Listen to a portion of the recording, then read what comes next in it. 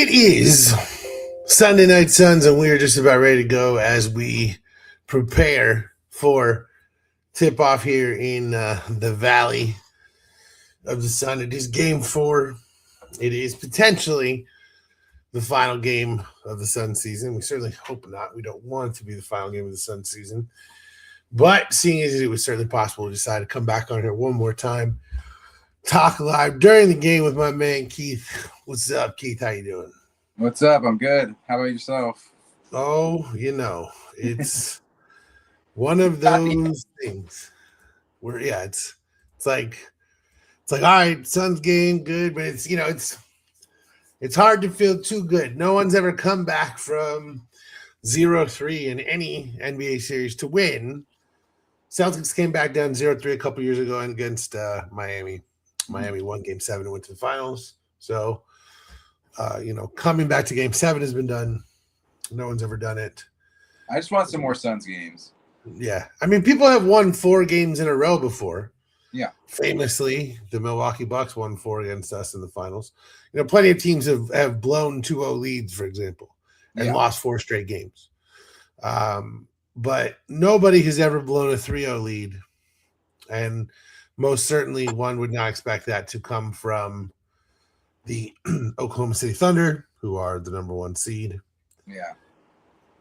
At least the Blazers have fallen behind 3-1 in their series with San Antonio, so that's not like, they got one over on us or something.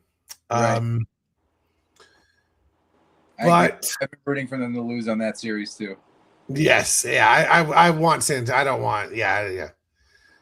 All I will say about this game, all I will say about this game is that at some point in some series, someone is going to be behind 3-0, and they are going to come back and win the next 4 games. Why not us? Yeah. Now, I can understand the arguments. It's more likely if you have a home court for Game 7, blah, blah, blah. But again, winning 4 straight games in the playoff series against a team like the Thunder is such a Herculean effort. Yes, home court would be amazing, but pulling it off at all requires so much that it's almost like, who gives a fuck where you are? It's going to be nearly impossible. So right. The Suns have no choice but to do what you're supposed to do anyway, which is look at this game 1 possession at a time, 1 quarter at a time, and thus eventually 1 game at a time. But it definitely gets difficult to do that when, again, especially for, let's consider that this is, you have a bad game today and you're maybe not on this team next season. And I'm not talking about anyone in particular. I just mean when it's the last game of the season and things are not going great and you don't have a clearly rising core where everyone has defined roles and we know what's up. Like, for some guys, this could really be bad. For some guys, it could be really be good. Maybe we get a couple of guys who turn things around and show us things that we weren't expecting. But ultimately, I mean, here we are. We're at what could be the final game of the season, and we're trying to make it a gentleman's sweep at least at this point by avoiding the 4-game sweep. Yeah, I want to spend 1 at home. That'd be nice. Yeah, I mean, it would be nice to win a game. I really hope that we could win 2 in this series. I really thought that would be possible. I really thought that the Suns had the ability to take this into 2-2, and then the Thunder might win the next couple games. But I thought that was possible. Yeah. And so certainly disappointing. But hey, look, we got 48 minutes to try to win one. And again, at some point, someone's going to be down 0-3, and they're going to come back and win the series, and it's going to be incredible. Why not us? Why not today? So yeah. We've defied expectations a lot this season, Why not do it one more time? Yeah. There is a foul on the opening tip. Is that what I'm seeing? I think calling chat for something. Holmgren was very upset. Which is kind of ridiculous because we won it. So why not just give us the ball? Iguodala wins again. There we go. And the Suns will control the ball. Everyone's got good energy for Phoenix, so you want to see that. You don't want to see everyone come out flat and like their season's already over. Right, that's true. Green to open with the 3, and he bricks it. Not a good sign, but Gillespie with the rebound. You like to see that. Yeah, I like to see that we actually got the rebound and not the Thunder. Gillespie open for the 3 up top, nails that one. I like the green shoes, Colin. I like the green shoes. Yeah, I like it too. So, yeah, we got Brooks on SGA. We got Brooks guarding SGA. Jalen Green's out there. Oso Ighodaro's guarding Chet Holmgren, which means we've got Booker on Hartenstein, which is weird. And Gillespie's guarding Dort. So we're going small yet again, despite the fact that it's been hurting us. And we're just going to ride that shit out, I guess. And Hartenstein with the offensive rebound. That's where it's been hurting us. And he nearly throws the ball away, but then Chet Holmgren steals it. And again, that's where it's been hurting us. Yeah, and like you got to capitalize on those, missteps from them. Exactly. We can't allow offensive rebounds. Brooks gets the bucket on the other end. He pushed off a little bit on Holmgren, but we'll take it. It's okay. 5-2 Suns lead. SGA gets the pick from Hartenstein, but ignores it on the short roll, flips it on the alley-oop to Chet Holmgren. So Hartenstein and Holmgren killing the Suns so far, the big H's. Yeah, it's not, that's kind of what they've been doing against Oso this whole series. Yeah, they've been big timing him. Oso hasn't figured out how to defend up yet. Booker loses the ball out of bounds. It's a tough ask for him. But. Yeah, it is for sure.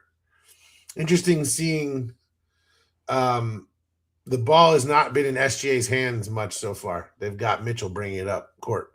Brooks doing a good job so far then. SGA whips it out to Dort for a weird rainbow 3 that does not go in. Jalen gets the rebound. Whips up court to Booker, who's in transition. Step back 3 in Holmgren's face. Not good. Damn near look good. Gillespie with the steal. Yeah. Colin Gillespie just pulled a Thunder and just came and stole the ball in transition. You love that. Little 2-man game with Ighodaro. They're going to call it offensive foul. They're going to call it moving screen on Ighodaro, but that one might be worth reviewing because that was not a good call. That was garbage. Oso gave him a little bit of hit, but that wasn't a moving screen. I know. Don't. The 2-man game, that's a bullshit call. But yeah, 2 minutes into the game, not worth challenging. Understandable. So I agree. Still a bullshit call. 1 foul for Ighodaro. Holmgren and Hartenstein just ran a pick and roll. There you go. That's some crafty shit from the Thunder. Mitchell's attacking more than SGA so far, but SGA gets the rack and scores. I was about to say, I wonder if SGA's sick or something because Mitchell's handling the ball more, but SGA just got to the rim like nothing was wrong. So kind of doubt it now. Brooks inside against Mitchell and scores. Eat some bad Mexican food out here in Arizona or something. 4 points for Brooks. 2 post-ups. Well, yeah, there you go. I mean, yeah, SGA and Brooks are fighting, so I think SGA is okay. I think, Mitchell lost the ball. It bounced off the backboard right to him. That kind of, well, whatever. I don't know. That looked weird. Holmgren to Hartenstein that time. So right now, the big men for the Thunder are just killing the Suns because the Suns don't have anyone inside who can defend against them, and this is the problem. Brooks is just charging at Holmgren. He missed that one, but great look. Yeah, I mean, Brooks is doing everything he can to play up.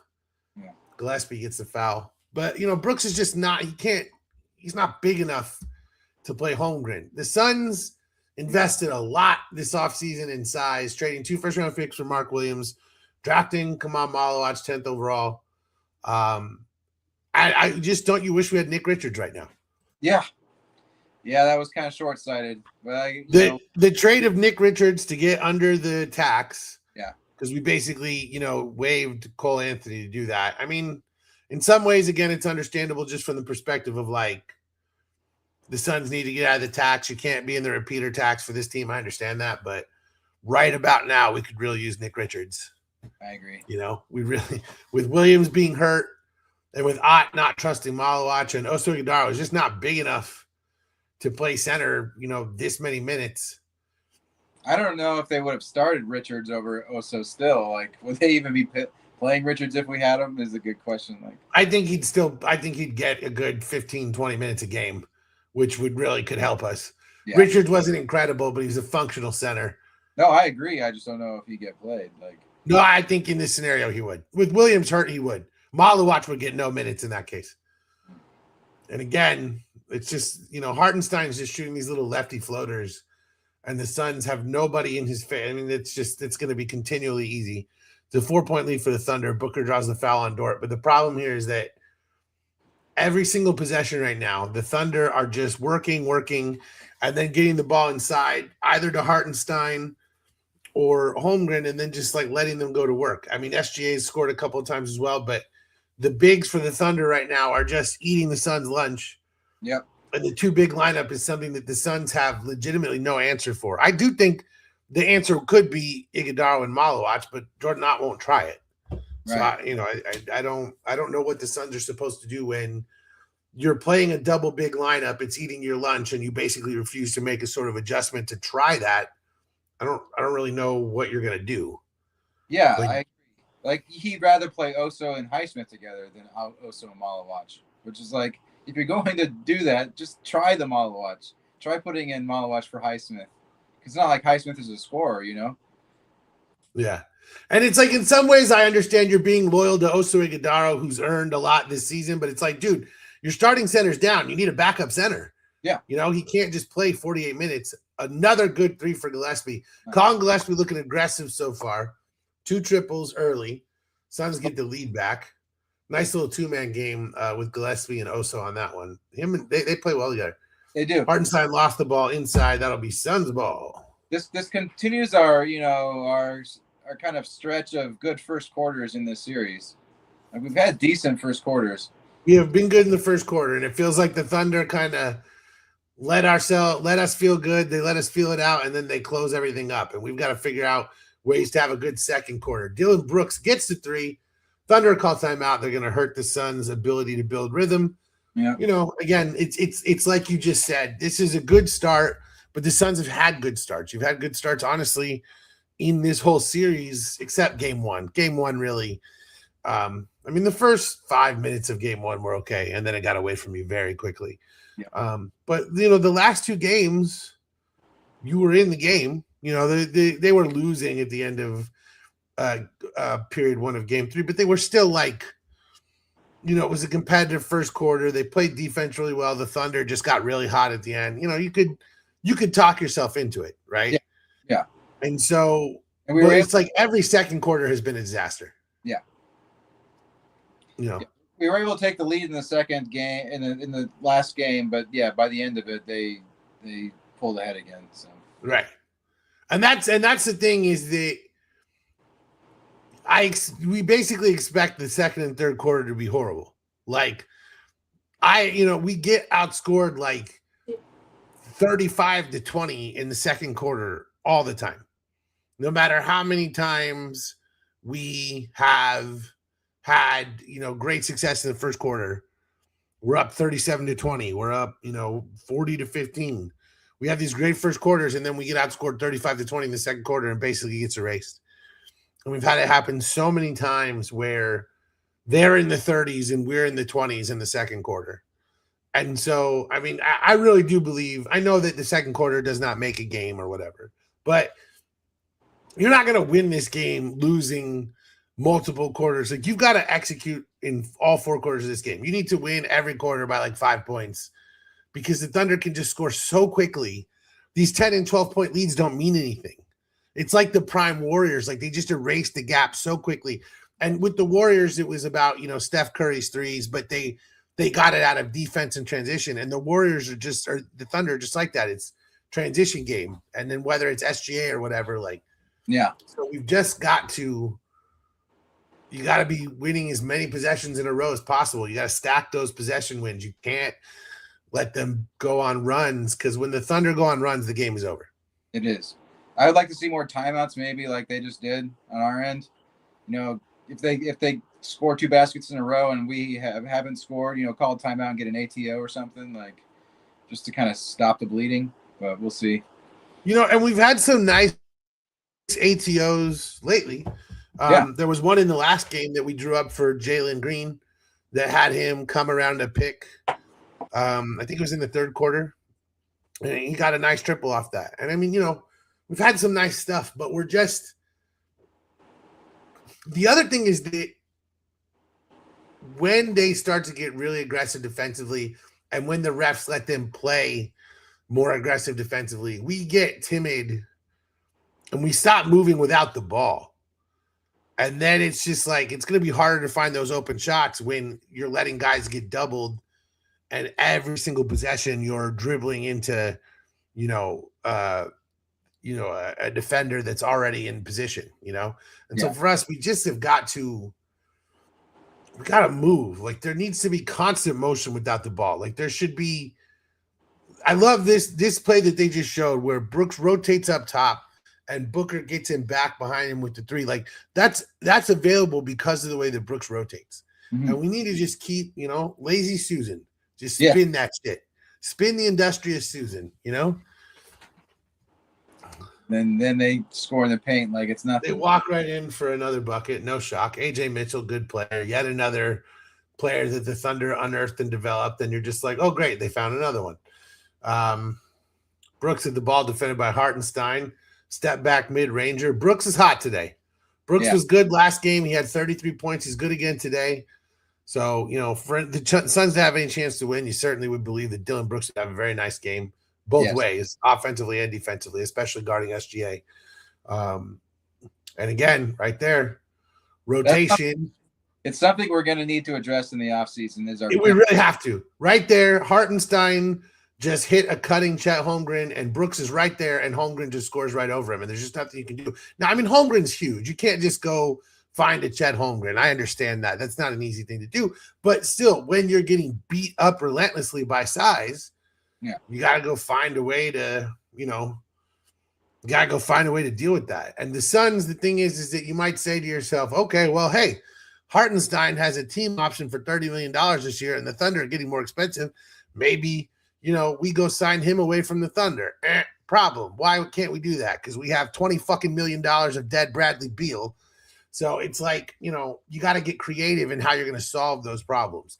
I think that the Beal thing, while it sucks, and it does suck, like every team has dead money on their books. Every team has a player that they spent money on that, they thought was going to be good that they wasn't, except basically the Thunder. Right. The Suns have just got to find guys on the margins. They did it this year. They found Rasheer Fleming. Yep. You got to keep doing that. Jalen Green off the pass from Brooks gets inside. Nice little give and go. That's the first points for Jalen Green, I feel like. Could be wrong about that. SGA gets off to the other side. SGA, he doesn't look 100% like himself. Throws a pass that Green steals. Dort gets back and defends him. They're going to call that out on the – Dort slapped hard on that one. Lou Dort slapped the shit out of Jalen Green. I'm surprised they didn't call a foul. But, that might be clean. That was a pretty good – Lou Dort is a really good defender. Dude, come on, bro. Well, no, he hit his arm. Yeah, you're right. That angle, the overhead angle looked a little more ball, but that front on angle, he slapped his arm. Another shitty call, but it's Thunderball. Yeah. They would have seen Mitchell, that, but I guess we're up, so they figure don't challenge until we're. SGA sitting right now. Caruso comes in. So it's Caruso, Dort, Mitchell, Wiggins, and Holmgren. Hartenstein also sitting. They're saying we fouled him. Yep. Terrible call.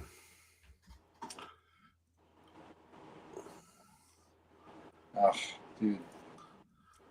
Fucking touch fouls have ruined the NBA. Absolute nonsense. Holmgren sinks the first free throw off his wimpy little lame person foul. Suns check in Royce O'Neal and Kaman Malawach. Oso Ighodaro goes to the bench along with, I'm not sure who yet. Yeah, I'm wondering too. Gillespie maybe. Suns trying to size it up a little bit. Jalen Green I see still out there. We got Gillespie, Malawach, Royce O'Neal, Jalen Green, and Devin Booker. We're resting Brooks, our leading scorer. Yeah. Which means, we're sitting Brooks and we are sitting Oso Ighodaro. Malawach is the one dude we've got who can play with Holmgren in terms of size, so it'll be interesting to see what he's able to do defensively. Green gets the ball, but he's fouled by Lou Dort. Finally gets called for slapping him on the wrist. Yeah, it looks like they set SGA, so maybe that's why we took out Brooks. Most likely, yeah. I wouldn't be shocked to see us match those 2 minutes. Does look like SGA is not himself tonight. I mean, he's had a few drives where he gets to the basket, but simple fact of the matter is the Thunder are running their offense through AJ Mitchell, and then they're letting Mitchell get inside to Hartenstein, and Holmgren. So the Thunder aren't taking this game seriously. SGA is not taking this game seriously. And, that's why right there. Caruso steals the ball and dunks it. Like, they don't even have to take us seriously. Their best players aren't even playing, and they still are closing the gap. Right. And so, we should take that as disrespect and hopefully go to another level. Booker gets a screen from Malawach, rises over Caruso, and misses. I feel like that was a Say again? I feel like he was fishing for a foul there. Yeah, I agree. Mitchell drives on Gillespie, doesn't get the foul. A rebound by O'Neal. 4:28 left, tied at 21. Gillespie's bringing it up. Caruso's all over him, but what's new? Passes out to Jalen Green, shoots a three from the wing. No good. Yeah. Mitchell pushes off on Royce O'Neal, but they don't call it. Rebound for the Thunder. Holmgren. Malawach got him stopped. Pick and roll two-man game between Mitchell and Holmgren. Holmgren whips it to Wiggins for the three on the corner. He nails it. Yeah. Excuse me, that was Case and Wallace. And just like that, the Thunder up by 3. And this is exactly what we've been talking about. I mean, it's just, again, there is something to be said for, let's be honest again. This Thunder team has been together for years now. They've been growing. They do have chemistry. They do have more talent. But it is, frustrating to see a team that's so much more younger, that is so much younger, play with so much more discipline. Like, the problem is that you would expect a team that is as veteran laden as we are in comparison to them to at least play with more discipline, especially on the defensive end of the ball. And yet, the Thunder are who they are. They're champions for a reason. And, I mean, I don't want to rewatch this footage, but the Suns, unfortunately, have got to rewatch this footage. Right. Because you got to learn from this, Yeah. I mean, at least, the Oklahoma Thunder, they show people how you're supposed to play basketball in some respects. Not the flopping and whatnot, but they are very disciplined, and they're better shooters. We just have not been able to shoot the ball at a percentage near what their field goal percentage is. It's just frustrating. And they're very good at generating the open looks. They don't even necessarily shoot a ton of threes, but they generate open looks all of the goddamn time. Yeah. Yeah, our guys just, like Malawach had to go help on that 3-point shot just then. And it's like, was that his assignment? I don't know. Like, I want him under the rim more so than him going out to the perimeter. But yeah, and that's the problem with the trap pick and roll defense is that you bring Malawach out so high that you take him away from the basket. Yeah, and there is certainly something to be said for playing drop, but certain teams kill drop. So it's just Malawach is young. He's still raw. He's still learning, but you got to get him some experience in these games. You just have to. I agree. It was kind of apparent. It was like as each game went on, it kind of the chances of us going on the second round became way fewer and fewer. So I just wish we would have played Malawach a little bit more to get those minutes and kind of, just to see him develop a little bit. Get a little bit more development out of these playoffs would have been nice, but at least we brought him in early in this game. I think it's because Iguodala already has 2 fouls, but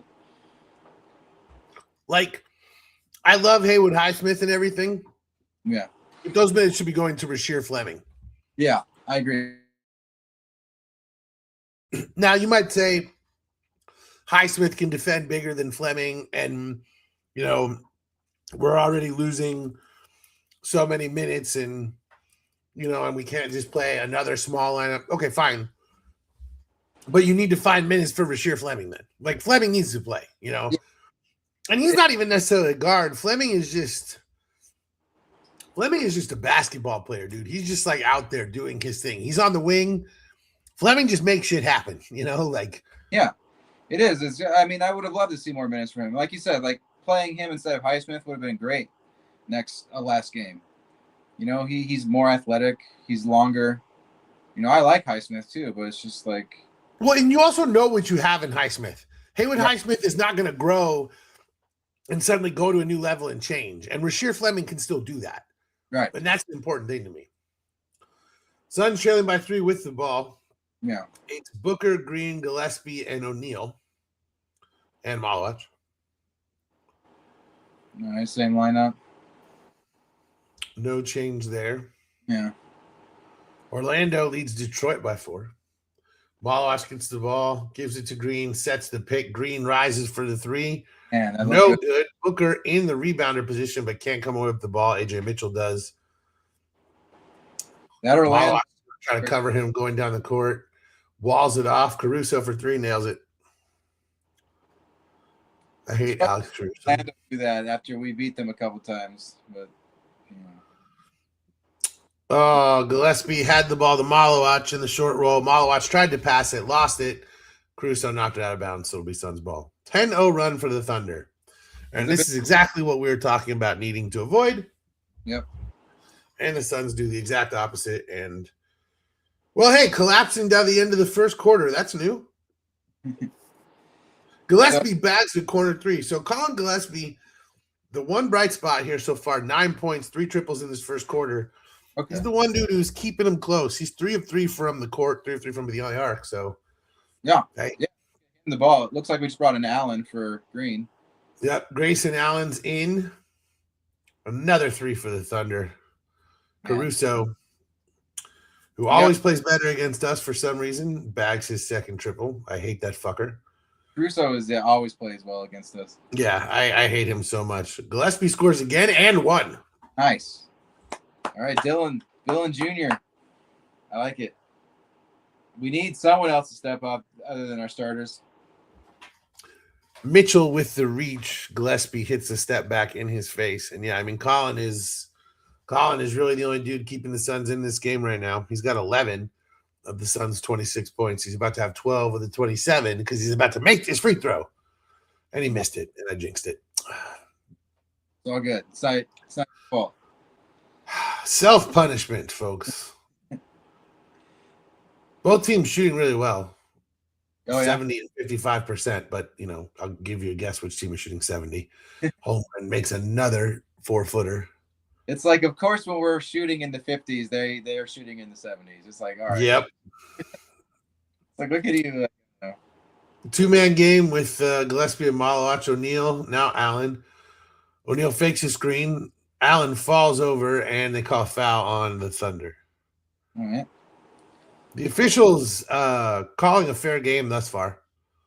I haven't seen anything egregious. I haven't seen anything in the favor of the Thunder. SGA checks back in. Holmgren and Mitchell go to the bench.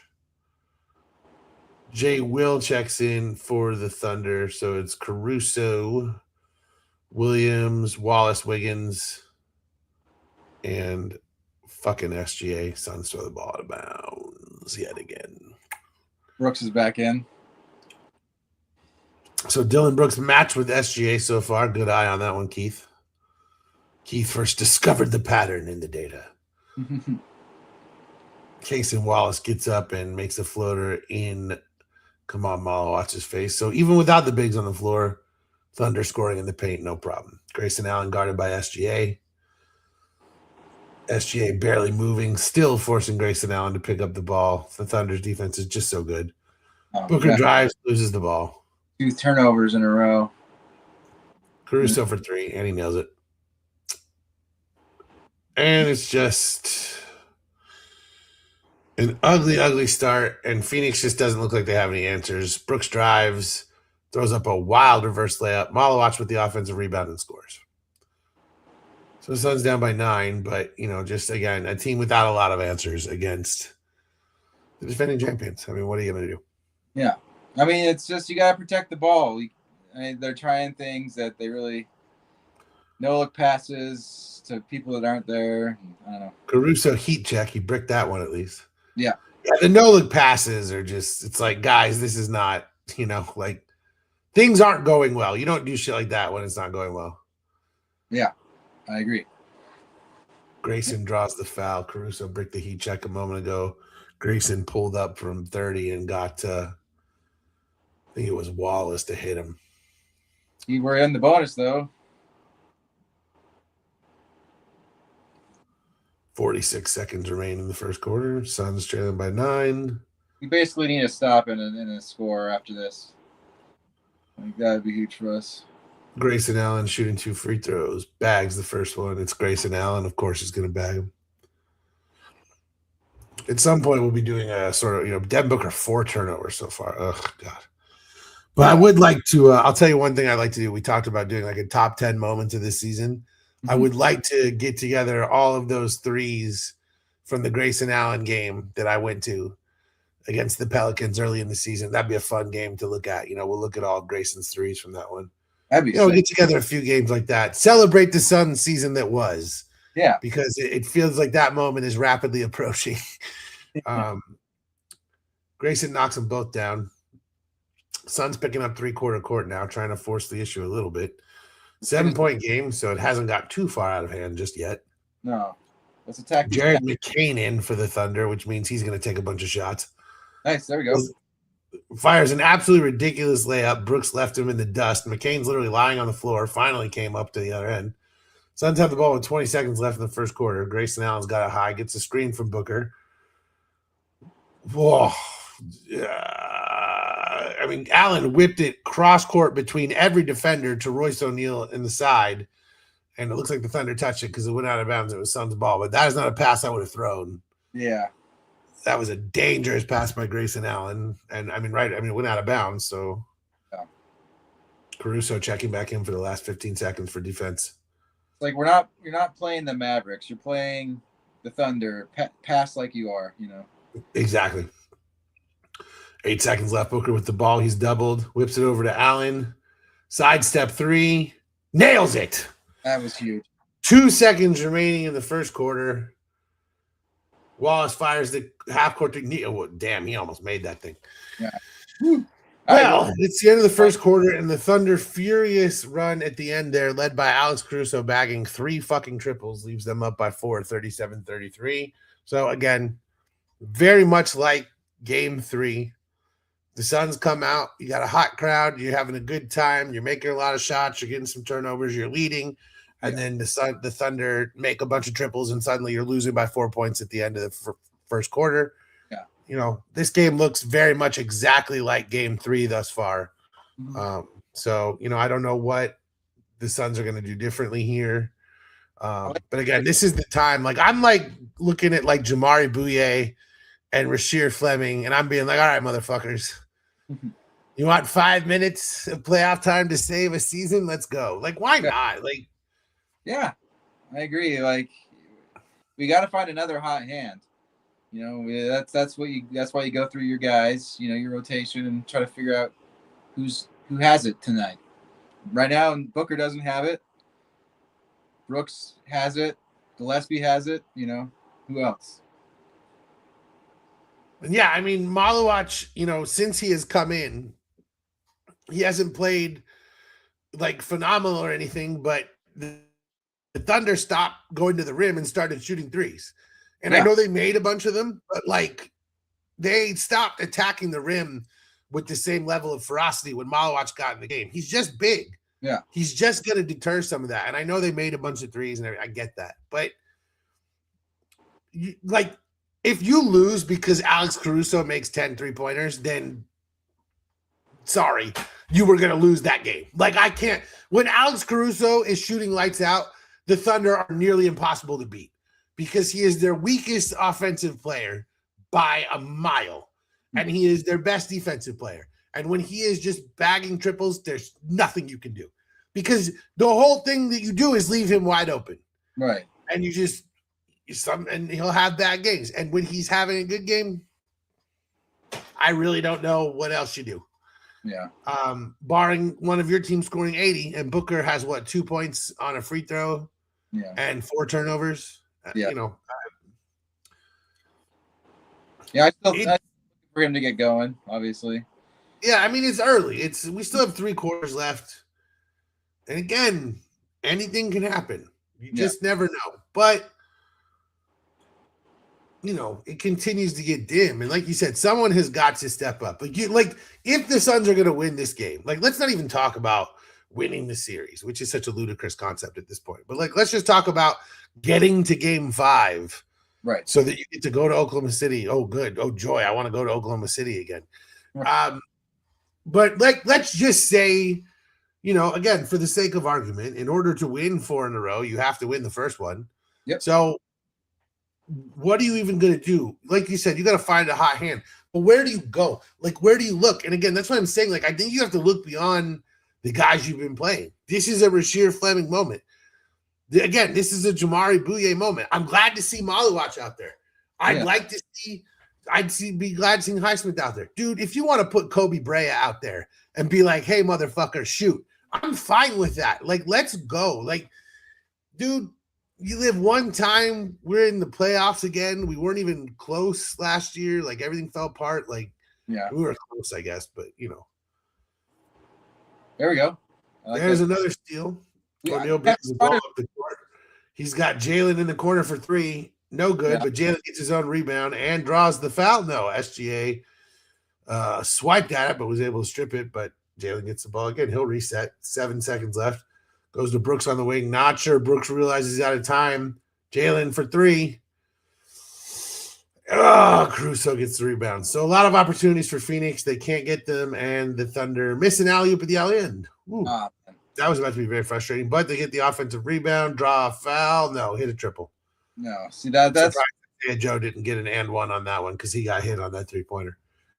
Those are just daggers when like they get 2 offensive rebounds and then finally a triple. It's like, man, you need to secure those balls, especially when we miss at the other end. To then let them do that, it's a backbreaker. Yeah. Grayson Allen gets the layup. SGA is still not touching the ball very much. He gets the ball on a cut here, but SGA very clearly is either taking this game off or he is not 100% because he is not playing with explosiveness or explosion like at all, really. He's cutting, but the way that SGA can just completely freeze everyone around him, that there's none of that today. Suns play around the world and find Brooks in the corner for the triple. Cut it to 2. He's trying to get some extra rest out of this game. I honestly think that he's just taking this game off, but I would not be shocked if he sort of tweaked his ankle and they're using him a little bit more as a decoy. Like, I wouldn't be shocked. But he does look like he's taking this game. But he has no burst. He just slipped there. Yeah. Like, this is not the SGA that we know and hate. He whips it off to Jay Will for the 3. He nails it. Jalen Williams, not a good 3-point shooter. He's been, of course, awesome in this series. Everyone awesome against the Phoenix Suns for some reason. Oso to O'Neal, 2-man game. O'Neal drives and the alley-oop to Oso Iguodala in the dunker spot. One of our favorite things. I like we love Oso in the dunker spot here on Sunday Night Sun. Say again. Sorry. Just like our like our resolve right now, how we're responding to pressure. Like, we're not letting them take a massive lead. No, nobody's quitting. I agree with that. Nobody's quitting here. The Suns are playing with intensity right now. Brooks is playing his heart out on defense. Yeah. Everybody's giving it their all. They haven't quit. They know what they're up against, and they still, right now the fact that Booker is sitting and they cut into this lead, you love to see that. Brooks ISO on the wing, the step back 3 in Jalen Williams' face. That was a heat check. Hey, but Royce with the rebound, whips it in the corner to Jalen Green. Back out to Royce. There it ties it up. There we go. So, yeah, we've been playing about 3 minutes without Book, and we've tied it up. No, that's huge for us, Yeah. So, Booker and SGA, the marquee matchup, not doing much tonight. A little bit of explosiveness from SGA there. He got to the rack. We missed a free throw. And Caruso knocks it out of bounds off O'Neal. Obnoxious. The moments you got to take advantage of in the playoffs, especially against the number 1 seed, is you cannot get the rebound and then lose it out of bounds. And that's the other thing, too, is like we're not doing these little things like hustle balls are normally like we were so good at that all season. Yeah. SGA, another miss at the rim. Yeah, something's off with him. He's not 100% tonight. Yeah. Grayson Allen stop and go, gets to the rack, and he scores off the left hand. Suns get the lead. All right, I like it. They were trailing by, I think, 9, 7. Yeah. I can't remember if it was 9 or 11. Maybe they didn't. Isaiah Joe gives it right back though. Quick triple for the Thunder. 46-45. 8 minutes left in the third, or in the second, excuse me. This is a high-scoring game. Jalen Green draws the foul. But yeah, so far 91 points in 16 minutes. Jalen Green looks like he got hit in the face. He's on the ground. Not good for the Suns. Hey, you got to review this one. Got to take a look at it. Since we don't have EJ, commentating, we have to do a little bit. No, well, they're not going to take a look at it. Jalen gets up. He's all right. All right. Come on, man. He was in a shooting motion. All right, so they are going to let him shoot. Yeah.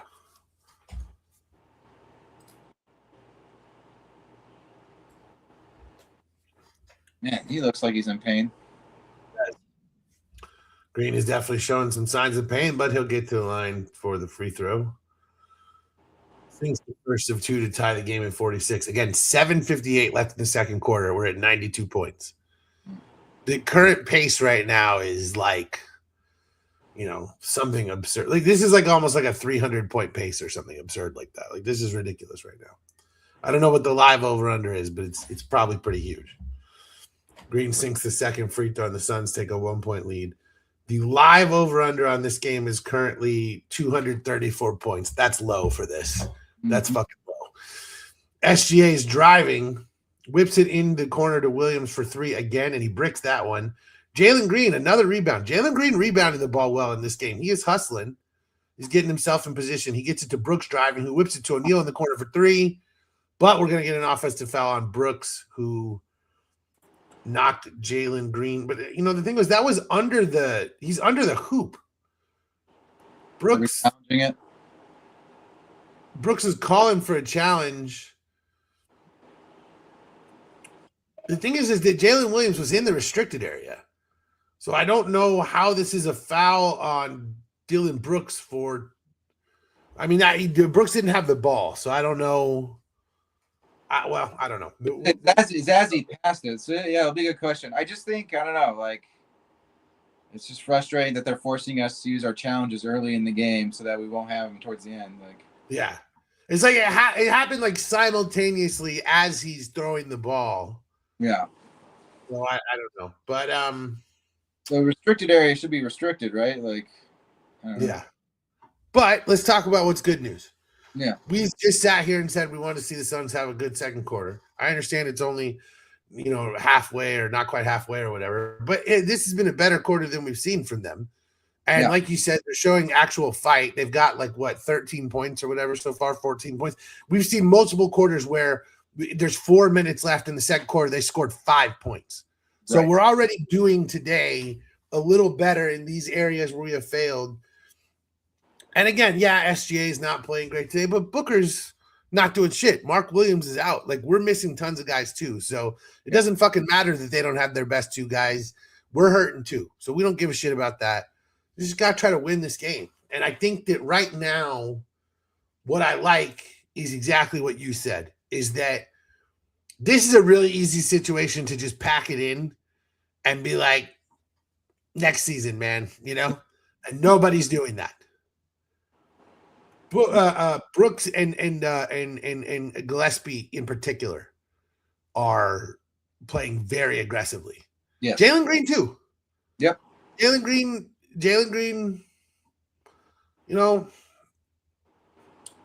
there's no way you're going to say that we're losing in this series because of Jalen Green. I have to give Jalen Green. He got us in the playoffs against the Warriors. He did that. He won that game. Yep. With incredible play down the stretch. And, he's been good in this series at times. He's been bad at times. But I certainly feel better about Jalen Green today than I did, say, a week and a half ago. I certainly see. I've honestly liked his decision making in this series. Mm-hmm. He's missed shots, but I don't think that he's been a ball stopper. I think that he's cut pretty hard. I think that defensively he still has his problems. No one's going to sit here and say he's an all-world defender or something. But again, to call Jalen Green the problem in this series would certainly be disingenuous. That's simply not true. Yeah. Our health and, quite frankly, Jordan Ott have been the problem in our playoff run. You know, I haven't been super impressed with Coach Ott in his first playoff run. You gotta get better. It's his first run. He'll get better. You know, and there are certain things he can do better. I do like, though, that he's changed up. Like, he's gone to the bench way sooner, and he's gone deeper in the bench sooner. He's seen that it wasn't working, and he's making changes. We would have liked him to have made these changes sooner, Right. but he has something, you know, he's got to balance the respect of the guys in the locker room. I get that a little bit, you know. The more I thought about the Blazers game, I was like, man, didn't Oso deserve that chance to, like, prove that he could do it? And he didn't do it, but he did deserve an opportunity, I guess. But, or at least that's the thinking. Well, at that point, I think, the ball. Williams was hurt, right? Is that why he hurt his foot during that game? Well, I mean, in terms of Malawach not playing down the stretch. Like, you should have just put Malawach out there for his size, you know? Yeah. But I understand Oso having such a good season, giving him a chance. Block there, Green, another rebound. Oso has the biggest plus-minus on our team right now during this game. Crazy. Oso's having a nice game, and Booker's still sitting right now, and the Suns still playing all right. Williams driving, whips the ball to Allen on the wing for three. Another wing three. Listen, the one place that the Suns have been able to make hay in this playoffs is wing triples. They got to continue to find a way to do that. They got a 4-point lead right now. SGA is on the court and Booker is sitting. So this is like, if you can build this lead somehow, that would be huge. Yeah. SGA, the foul merchant, draws the foul with a nicely timed flop against Royce. Yeah. Gets him into the middle, and then he falls over like someone smacked his mother in the face right in front of him. But you're right about beautiful pass from Royce O'Neal on this one. What'd you say? Oh, I said it was a great pass from Royce O'Neal. It was. But yeah, the wing three was our offense for like half the season, you know. So, you know, you should go back to it or do what got you here. Yeah, I mean, it worked well against the Warriors, you know. Yep. Jalen Green was bagging everything on the wing, so you know, it wasn't working at all in game one, but yeah, we're missing all of them, yeah. Can hear my son screaming. Wow. Trying to get on the air. That's him right now. He's yelling, trying to get on Sunday Night Suns. I can hear him. I'll give him a shout. Oh, that's my boy. He's the famous blood doctor too. Devin Booker back in. All right. Jalen, Offensive.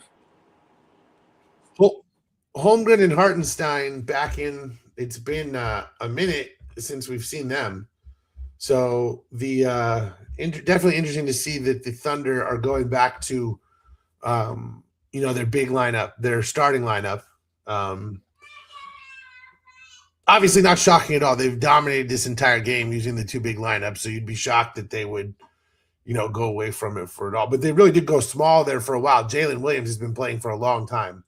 You know, credit to the Suns for, you know, winning those minutes or at least staying close in those minutes. And now you got to, you know, keep it up. And the good thing here, I mean, right there, you know, they forced another outside possession. They're not letting them get inside.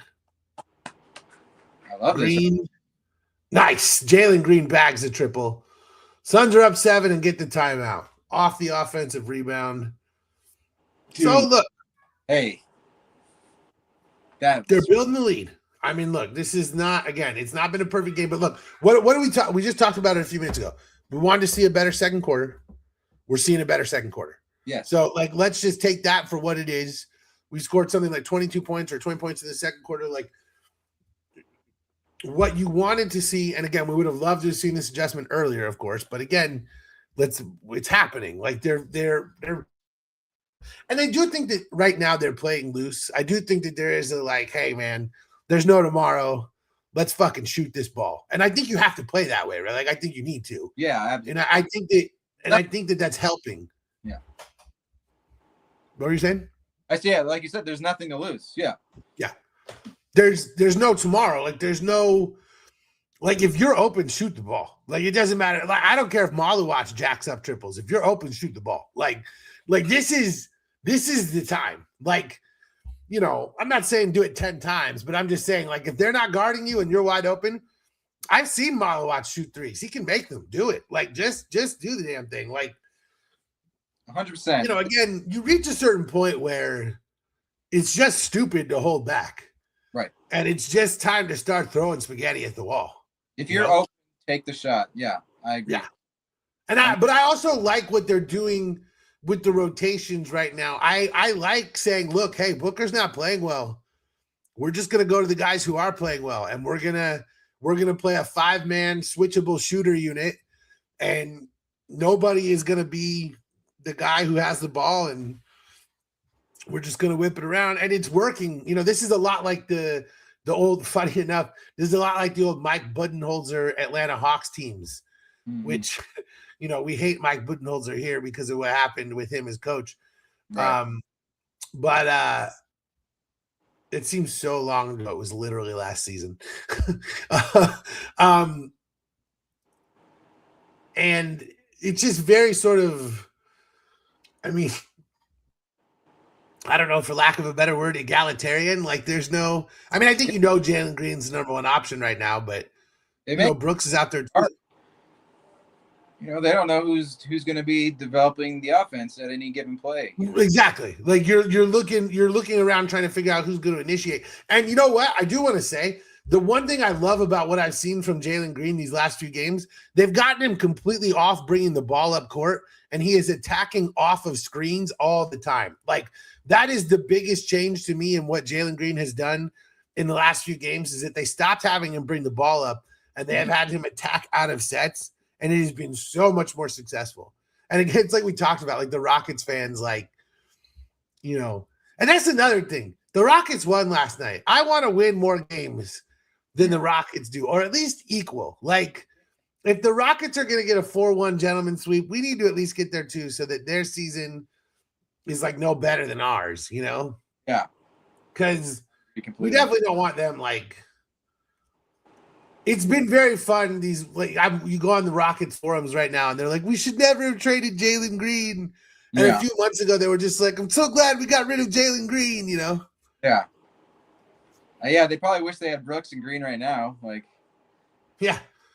They would much rather have Brooks and Green than KD. Are you kidding me? Every single Rockets fan in the world would take him back. And I'm not even saying they're right, by the way. Rockets fans are being crazy. It's just funny how this all goes. Yeah. KD played like 37 minutes a game. He played a lot for them. SGA pull-up triple. Fuck you. God damn it. Just when the Suns are doing well, SGA hits a pull-up triple to remind us. Wow, dude. Lou Dort and Oso Ighodaro are fighting over there. Brooks driving. Hardenstein gets in his way. Gillespie comes off the 2-man game with Oso Ighodaro for 3, and we're going to get another moving screen on Ighodaro. Are you kidding me, dude? That is not. Dude, that is not a moving screen. That's a horrible, horrible call by the referee. Said that he put his elbow into SGA. SGA, of course, flopped like a bitch. I have no respect for SGA. He's a flop artist. That's all he is.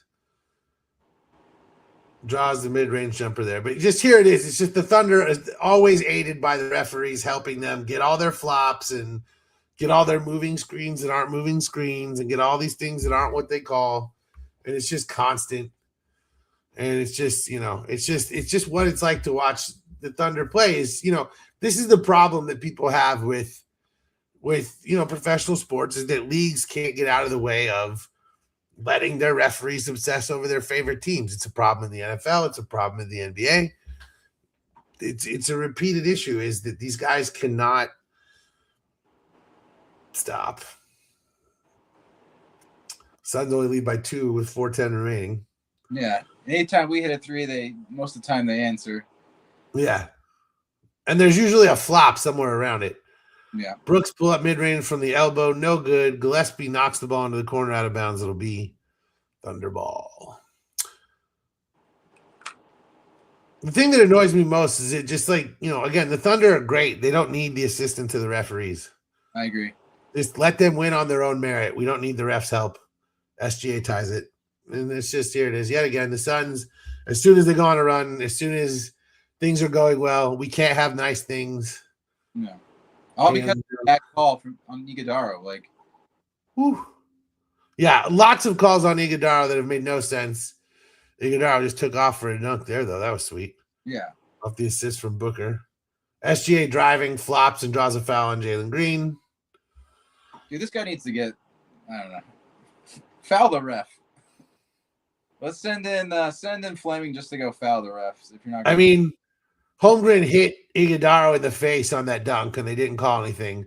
Yeah. And then Jalen Green touched SGA. It's again, no one's asking for special treatment. All we want is for the Thunder not to get special treatment. Exactly. And they just every time the Thunder are losing, suddenly every touch, every tap is a foul, and now it's easy for them to get back in it. And again, there it is, foul again on Gillespie. It's just what it is every time the Thunder are behind, suddenly they get 7 fouls in a row that makes it incredibly easy for them to close the gap. And then when they're on defense slapping and climbing all over people, they're like, wow, man, what aggressive defense. It's just, you see it all the time. It's just, it's the fact that it's pathetic because it's obvious. It's obvious to everyone who's watching that they don't call the game the same way.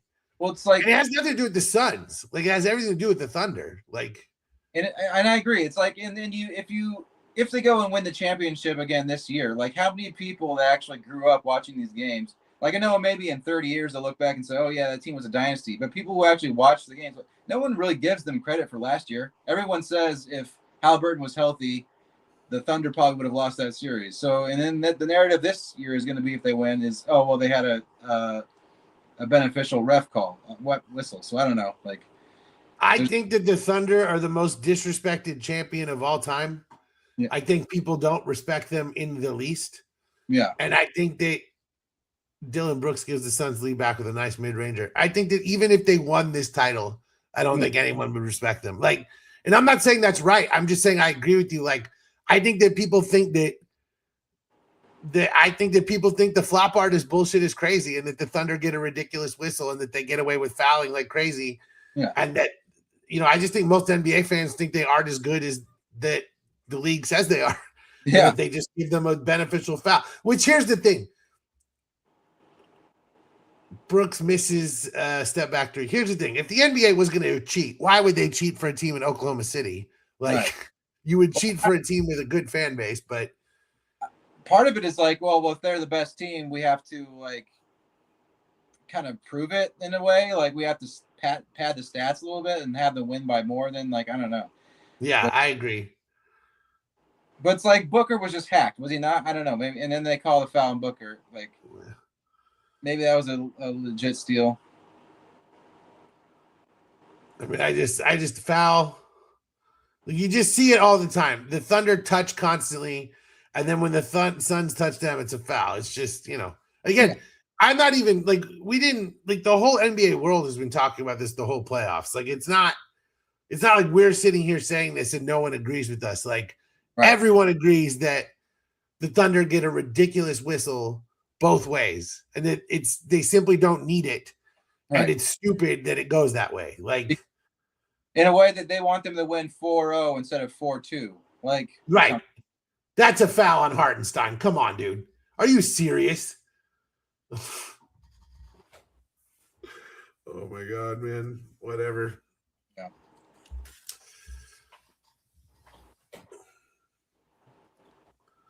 I mean, Williams certainly would have helped in this series, but I don't know what you do about playing 5-on-8. I really don't know what you do. Yeah. The thing is if we win this game, does Williams come back next game, or is he still? You think he's out for the series? I think he's out for the season. I don't think anything I don't think he's coming back no matter what happens. Okay. I think we could make the finals, and Williams will not play again this year. Gotcha. All right. A stress. They're saying he has a stress reaction in the fourth metatarsal of his foot. Dude, he's got a broken bone. He's not playing again. Got it. A 7'1" dude has a broken bone in his foot. He's not playing again. And they don't want to say that because they want to force teams to game plan for him. But I don't think Mark Williams plays again in this playoffs. That's my opinion. I'm not a doctor, but Suns run like a nice little double screen play to get the ball to Gillespie. He And decided. then Jalen Green, now he's dancing too much. He's getting in his own head. Manages to score and draw the foul, though. That's huge. Jalen Green fighting. Yeah. Orlando. I don't like the trying to like challenge SGA stuff. He did draw the foul on him, but That's a nice shot. it was. But it's just I don't want Jalen Green to try to be like, I'm going to take on SGA one-on-one. I want him to stay within the flow of the offense. That was a very nice play. He had Brooks open kind of to the side of him. Yeah. Bricks a free throw. It's the second and one we've missed on. Still a 2-point game, and there's your difference right there. Yep. Mitchell wide open in the corner for 3.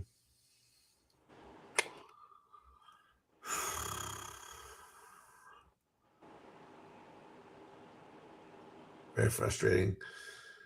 Gillespie could draw a 2-man game, almost turns the ball over. Gillespie fires step back 3, nailed it. Nice. Woo. Colin Gillespie doing everything he can to keep the Suns in this game. Still only down by 2, 54 seconds left in the first half. Gillespie 5 of 5 from 3 in this game. I think he's also. What about his how many field goals has he shot? Just one? Not sure.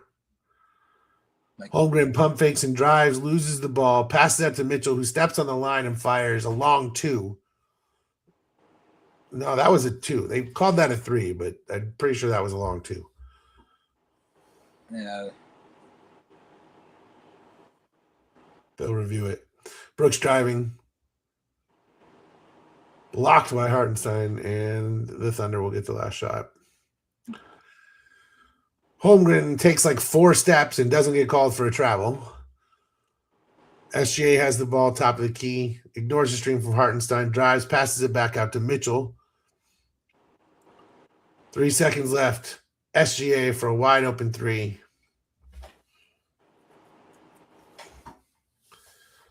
Man, Suns continue to allow all good vibes to be erased and give up and allow 75 points in the first half. So no matter what good vibes come from scoring 67, they give up 75.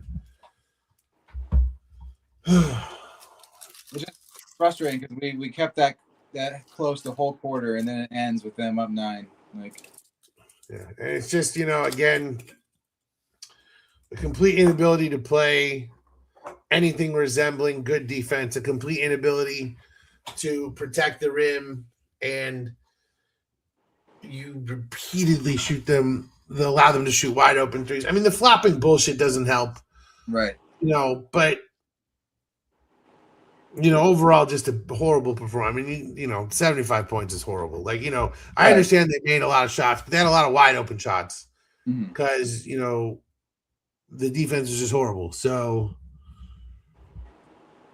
it just is what it is. Like, just not a good performance from anyone involved.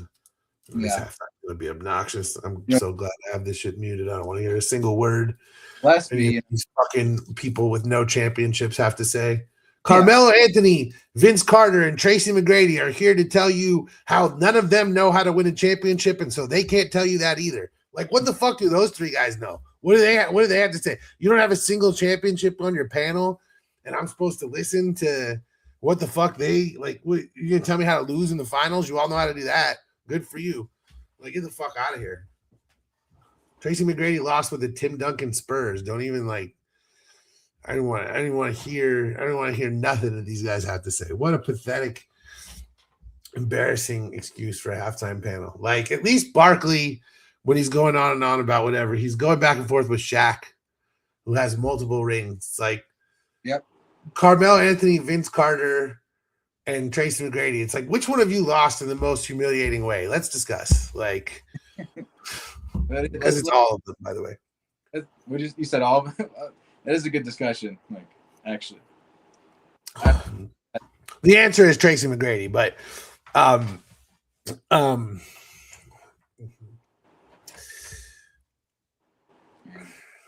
the 75 points, there's nothing good to. No, like, you look at 67, you're from us, and you're like, oh yeah, heck yeah, we had great offense, and you look to the left, and it's like, oh, sorry.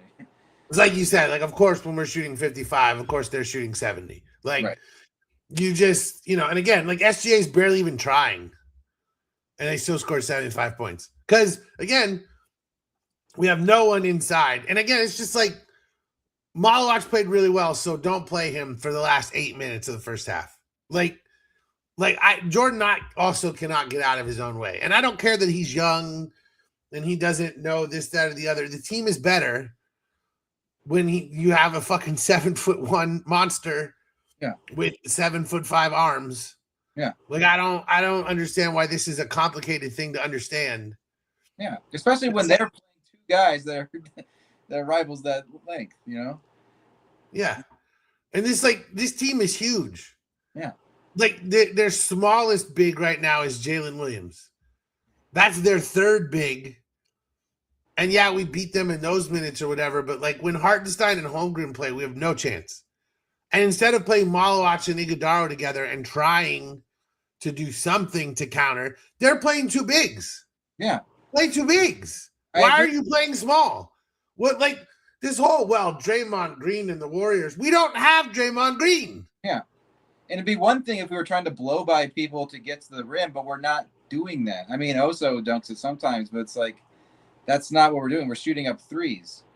So even if they moved quickly when they shot the threes, if the offense moved quickly, right, then it would be fine. But they don't even do that. It just doesn't. We're not beating them. Yeah. It's just bad coaching. And I'm just, again, it's the first time around the block or whatever. But like look at the what happened to Minnesota. Fucking DiVincenzo tears his goddamn Achilles, and Ant Edwards gets hurt. So they just let Ayo Dosunmu go crazy, and he scores 43 points. They're just like, fuck it, we'll let Ayo take over. Like, they had someone rise to the occasion. And the Suns right now, like, there's no rising to the occasion ever this whole season. Like, the only person who has risen to any occasion at any point is Jalen Green in the play-in game against the Warriors, in truth.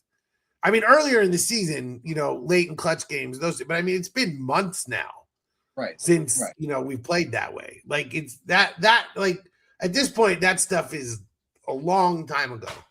Mm-hmm. It's at this point, it looks out everyone figured us out or something. Yeah, it's like at the first half, people weren't really taking us seriously and maybe weren't scheming for certain players. And it's like as soon as they started doing that and watching tape of us, that's when we started having problems. But yeah.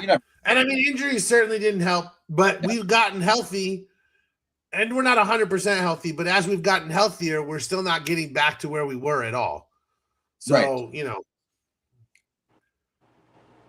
pretty shocking game here right now between the Magic and Pistons. Orlando leads 2-1 in the series, and they've got a 6-point lead with 33.9 seconds left. It's pretty shocking for Orlando to be, a team that struggles so much on offense, has been dominated so thoroughly all throughout these years. And, the Pistons dominated everyone all season offensively, and now here we are. Yeah. It looks like the Magic are about to take a 3-1 lead on the Pistons. It's pretty crazy. It is crazy, and it's also maddening from our perspective. It's like, why can't that be us? Yeah. Why can't we be the ones that are having the the crazy upset? And it's like, obviously the Pistons are worse than the Thunder, but it's just like, it certainly goes to show that we shouldn't be getting beat up in the way that we are. Yeah.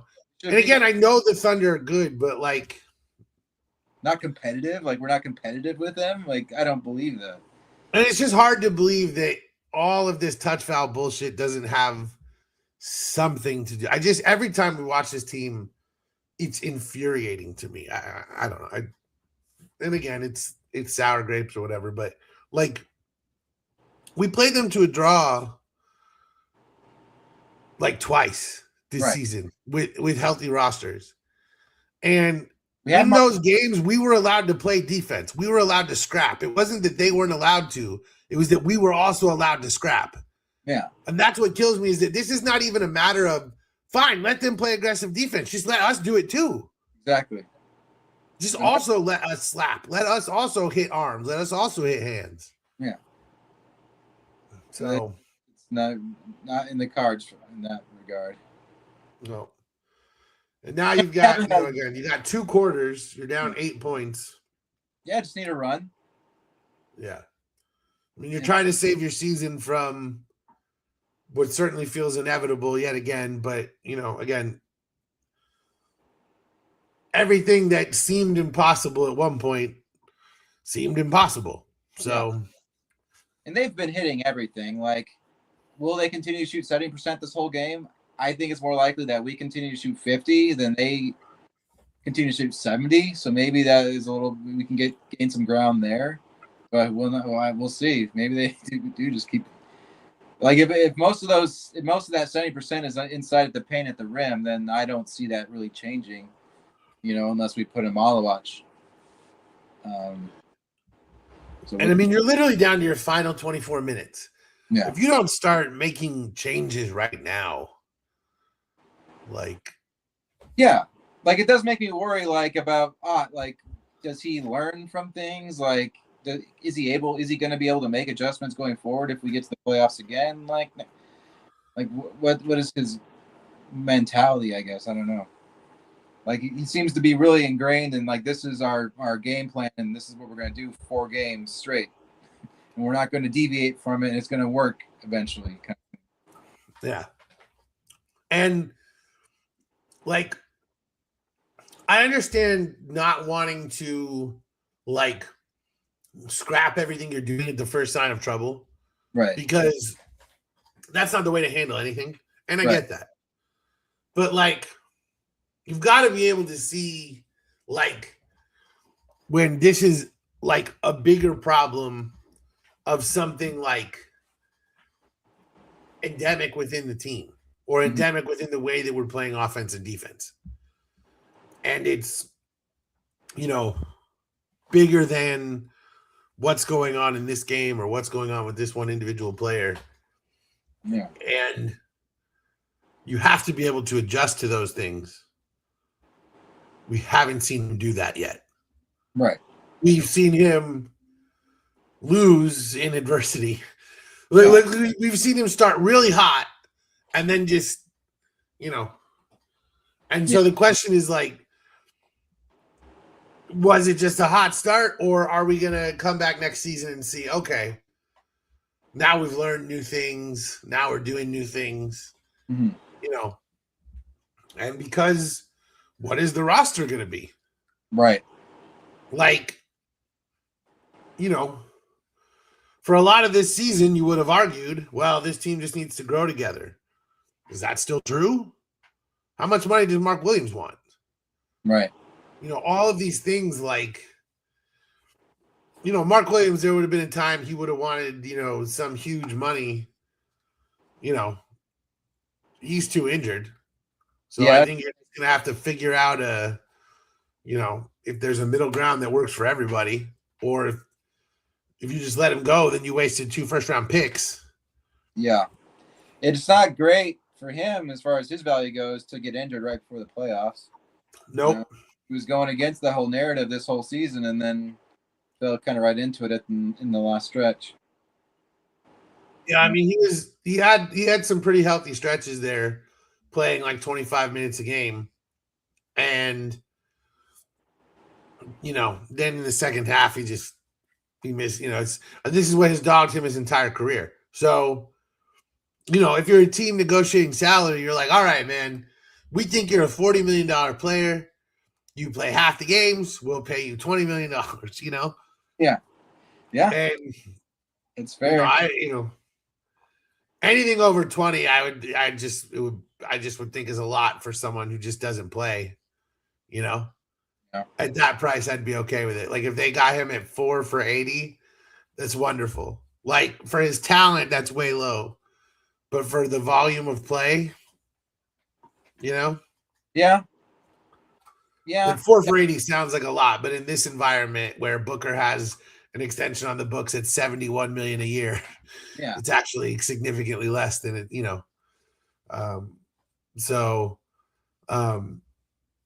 it might be good for him though, he doesn't know about his health either, so you get 4 years guaranteed. Maybe he could get, I don't want to wish an injury or anything into existence, but I'm just saying like could happen, and then it could. Yeah. No, I agree. You bump it to 5 years and $100 million. Yeah. Then you hear the words $100 million guaranteed. You just say that in your head. You're like, all right, I'll take that. You know what I'm saying? Like, it's just a scenario that we're in. Like, we need to keep him. Yeah. We can't afford to lose him, but we also can't afford to pay him, what he would otherwise technically be worth. Number one, because of the injuries. Number two, because of the Bradley Beal thing. So because of those two things, you got to eat into what you would pay him and figure out ways to be creative. The interesting thing about Gillespie, I would have thought there was no chance of us keeping him. Now, I think it's possible. He started to realize that, and then this game, he's like, "Oh, I'll turn that around. I'll hit everything, and then I'll be worth what people said I was in the beginning of this season." It's going to be interesting to see what we do and what we do, what exceptions that makes available. Yeah. Because, depending on where you are, over the cap, under the cap, very few teams are ever under the cap these days, and we're very unlikely to be there. But over the tax, under the tax, there are different exceptions available. What does Colin Gillespie get offered by another team? There's not a ton of money, but there's also not a ton of free agents. Someone might, you just never know. I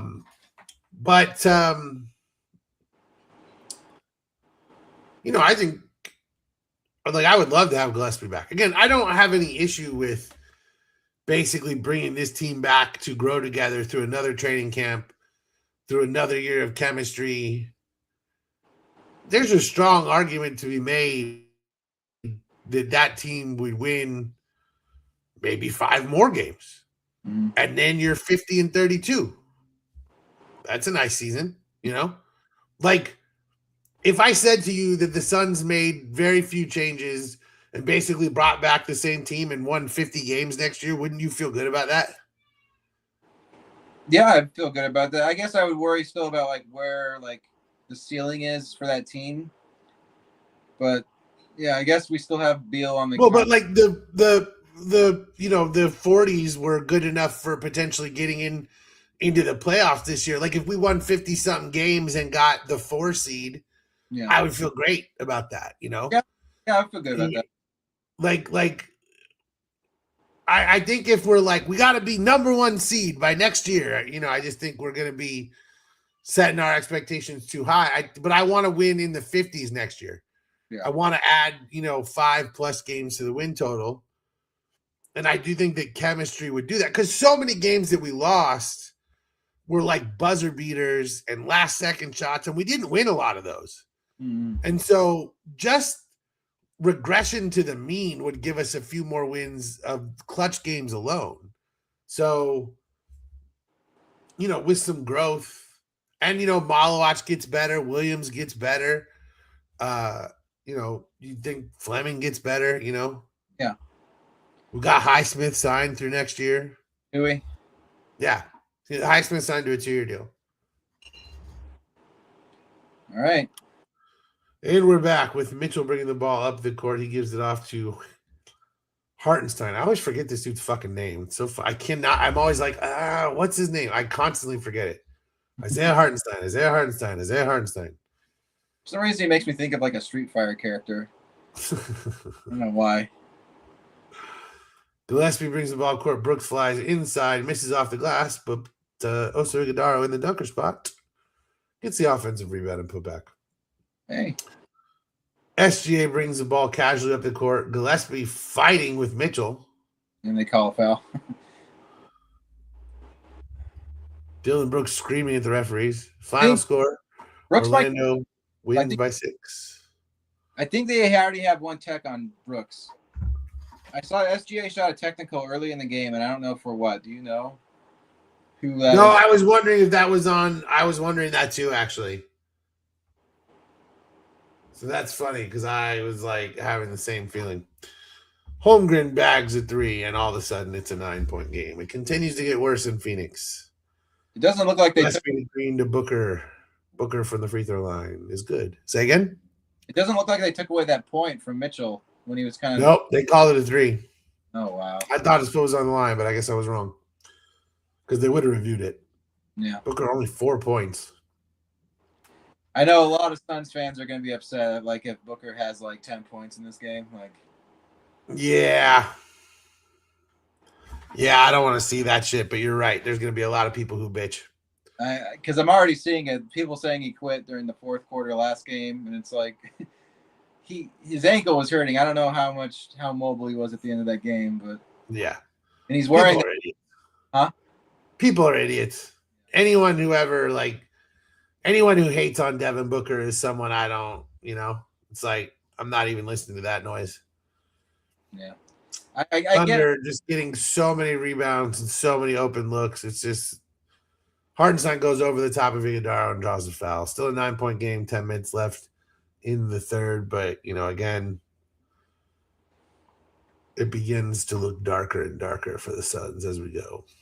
The sun is setting in the valley, but not yet. Yeah. The Phoenix will rise with Giannis. Yeah, exactly.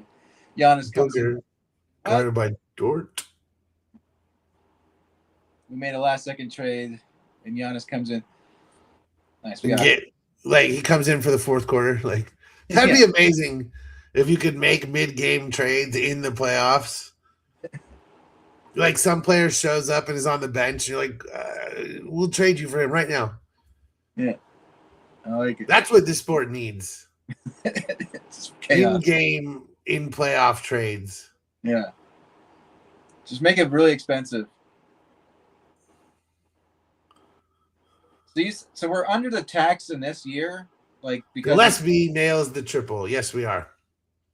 So that basically gets rid of the penalties we would have taken if we would have ended the season above the tax. Yes, it resets our repeater tax level. Got it. So we could go over in the tax next year. Theoretically. Okay. Why would Gillespie misses the 3, but Dort fouls Brooks. Suns trail by 6. And I'm not even sure if we're out of the tax entirely or if we were just below the second apron. Gotcha. But what we did was basically lower our tax bill and cut our repeater tax so that going forward, it won't cost us, $5 to spend $1 like it was costing before. Which is not, I don't give a shit about Ishbia's money. I want the team to have money to do things. So what do you think of Book passing up an open 3 to give it to Gillespie to shoot an open 3? I know Gillespie's been hot, so maybe that's what he was thinking. But Booker was wide open for a corner 3. You mean on the play just now or the one before? One before, yeah.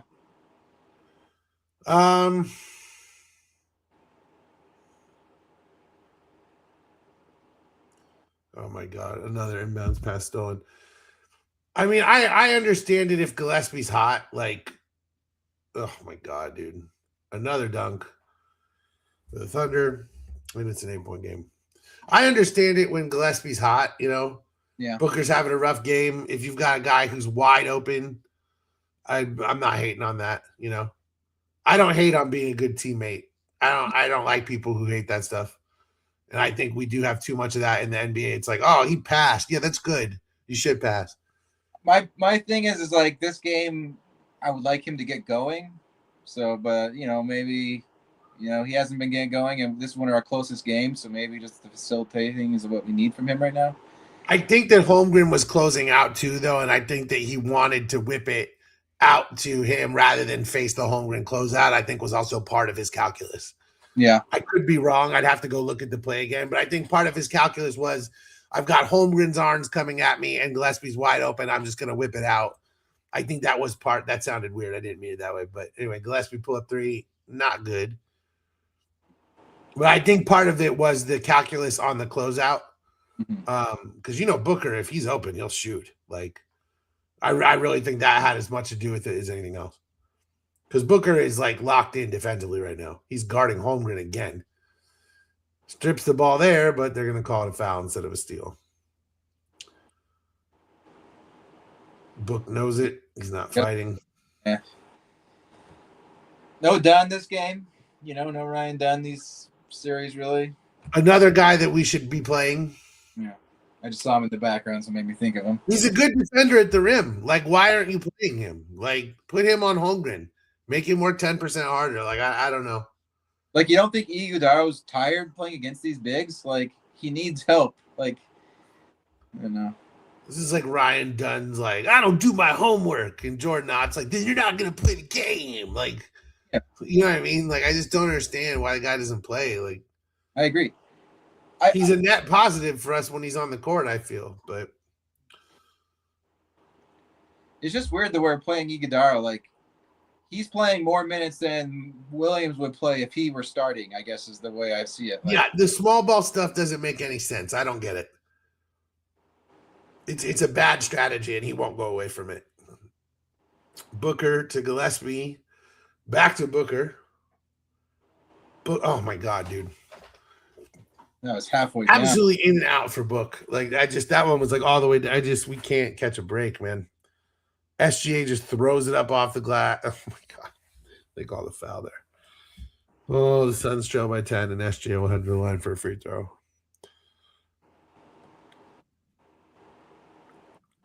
Like, Brooks I don't even know what the foul is. He just dove forward.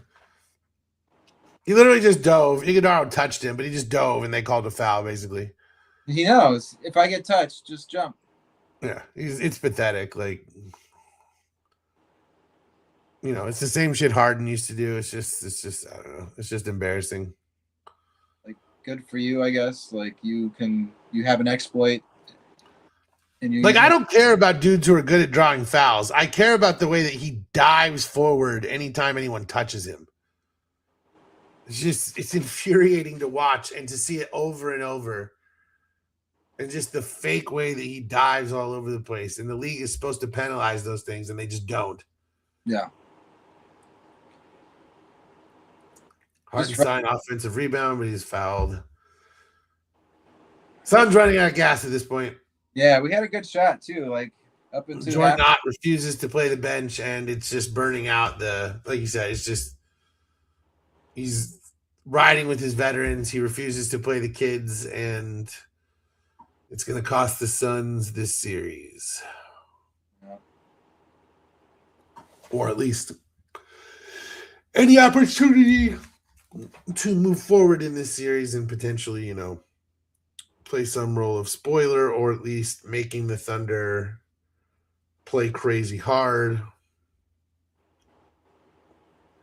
It's just frustrating because I think, like, even if we do get to 50 wins next year, like you're saying, like, I have lost a little bit of confidence in the coaching, and I just don't know how far we'll get in the playoffs. Well, I mean, it's the first year. I mean, it's, you know. Yeah, it is. It's the first year as a head coach at any level. So, you know, there is that too. Like, it's true, but he's been in the league a while. Like, as a player development assistant coach, though, I mean, it is different than head coaching in terms of like managing stuff. Like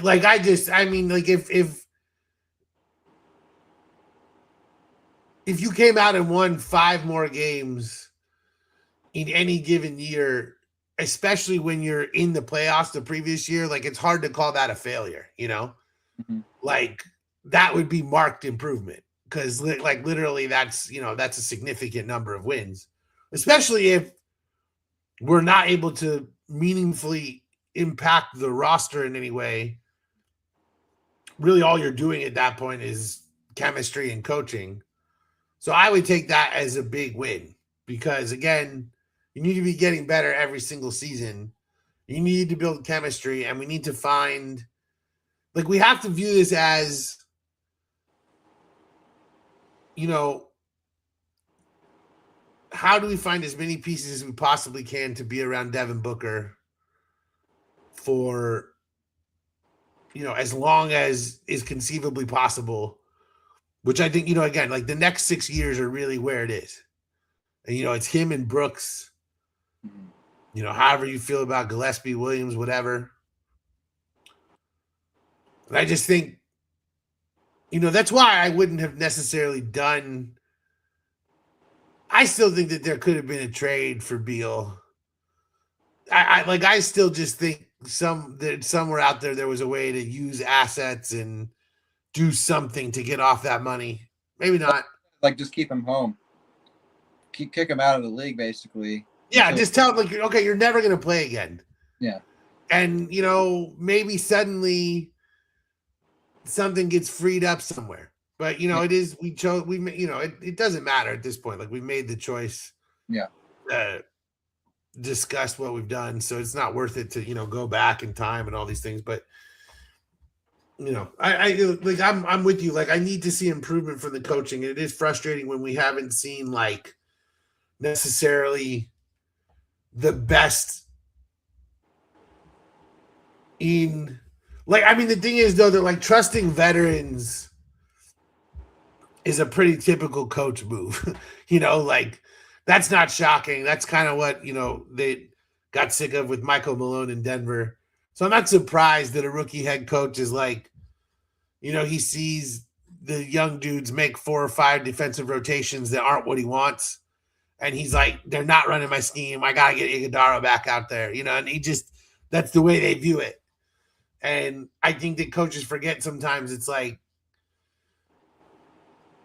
there are certain intangibles that can't, like, just because it's like the Thibodeau thing with this, like, he wants to play Taj Gibson forever. It's like, you can't just play Taj Gibson when he's 50 because you like that he knows your system. Like, exactly. You got to have athletes. Exactly. They call a foul here again. Hartenstein flies in and somehow they call a foul on us. I don't have a clue. Thunder are really laughing, I don't even know. Like, he got touched by Jalen Green, so Hartenstein just fell to the floor. I mean, it's basically what the Thunder do is when any player touches them, they fall to the floor. Yeah. That's the Thunder's primary offensive strategy. Yeah. Is that when they feel someone touch them, they fall to the ground. And it's like, again, I'm not even making this up. Like, I'm not even the one that you go on NBA Twitter and everyone discusses this and has been discussing this. Is just that when the Thunder players, basically, if you watch the game, you'll see a Thunder player fall down every single possession on offense or defense. You'll see someone fall down every single time because they're trying to draw foul. And so it's just one way or another. Like this, this is like, I hate Victor Wembanyama, but I do like when he goes at the Thunder and he talks about the Spurs playing ethical basketball. Yeah. And he talks shit about the way the Thunder play. Like, I do like that about Wembanyama. Like, yeah. I hope he does get healthy enough to wax these fuckers.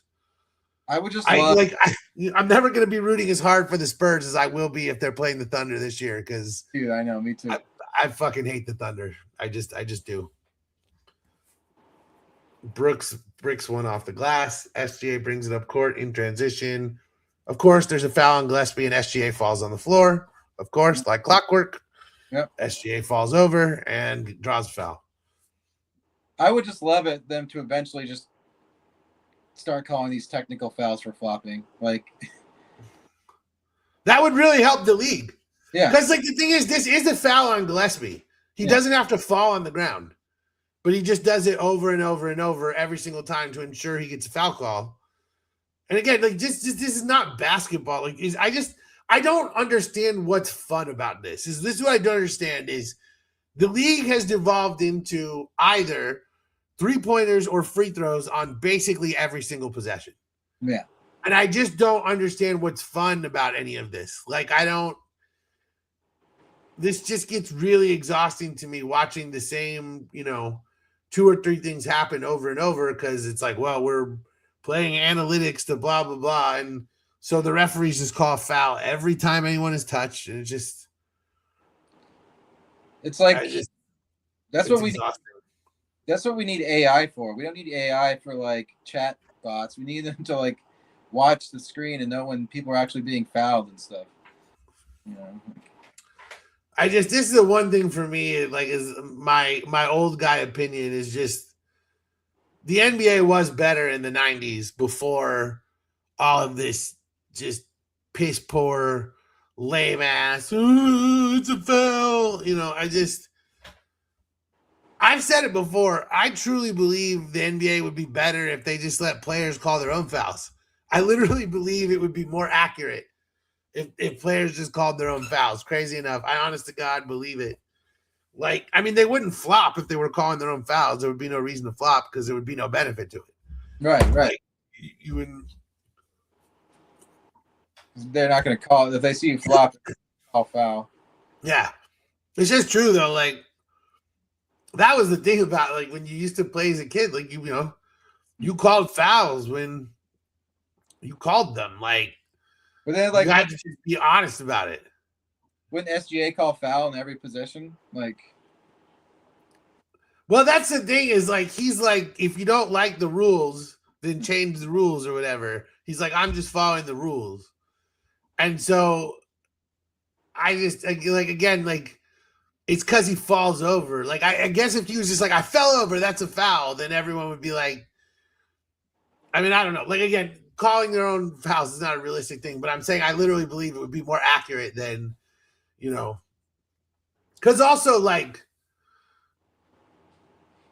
you gotta out loud be like foul. You gotta actually say it, you know. Yeah. And if you want to be the guy who's known for saying that's a foul every time someone touches you, you know, like it just, you know, it just changes the mentality. And obviously it's playground stuff, but I'm just saying like officiating is so bad. And I don't understand why. Like, why do we have fewer officials? Like, why do we not have more? Like, and have them all focus on, you know, like have some officials focusing on sideline, have some officials focusing on fouls, have some officials focusing on like travel or something, and just let them focus on their thing and only call their thing only when it happens. Not every time. I theoretically might have seen something that looks like it could be. Like, we don't need that. Yeah. Side note, $1.50 sausage McMuffin. I'm never going to be skinny, ever. I can't. Oh, my gosh. Really? That's a thing now? It's like a thing, yeah. $1.50 sausage McMuffin. They're trying to fucking kill me, man. I'm trying to diet. I'm drinking cherry Coke as I say this, but I am trying. Yeah. And you're killing me with this $1.50 sausage McMuffin. I love sausage McMuffins, dude. Dude, me too. Those are my favorite. And $1. It's not even the egg one, which is good because McDonald's eggs don't. Yeah, I'm not fond of those either. And they put like shells in them. I just feel like, dude, like I get shells in those eggs sometimes. That's crazy. They are real eggs, so I mean, that's totally possible. Like they really are cracking eggs back there, so.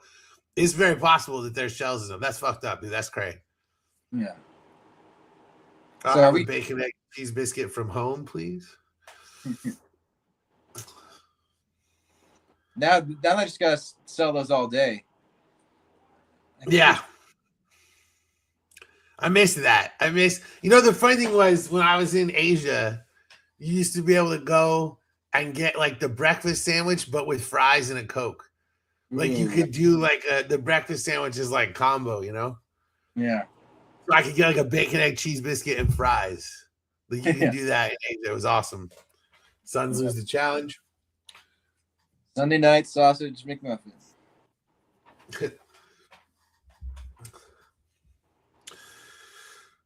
Suns trailing by 12. Holmgren for 3 nails it, and it's just getting worse and worse. 15-point game now, and it's just, you know, again, talent.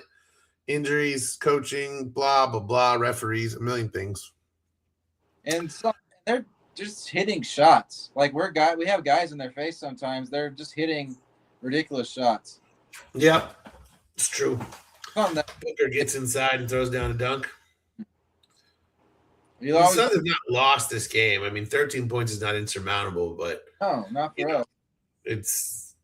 It is, you know, again, they're not missing anything. Like they're literally making every single shot, and Jordan Ott refuses to play Malawach, and he's just basically letting Iguodala get abused over and over and over. This does remind me of watching he who will not be named Arizona head coach playing Dusan Ristic at center and just letting him give up every single layup over and over and over instead of playing DeAndre Ayton at center. Like it does frustrate me. And I do, you know, it is play them together. I don't, you know, it's just, this is stuff that I think the Suns should have been able to figure out by now. And it's just the same thing. Like, every play right now is basically an offensive rebound for Hartenstein because the Thunder just throw it up at the basket and he's so big it just comes right to him. And the Suns have no answer for it. Or they do have an answer in Malawach, but they refuse to play him. Right. Booker draws the foul and one. Booker's starting to cook right now. That's the one silver lining I'm seeing right here. If he just decides I'm going to score 40 in these next 2 quarters, that would be what we need. That would be the one thing. Yeah.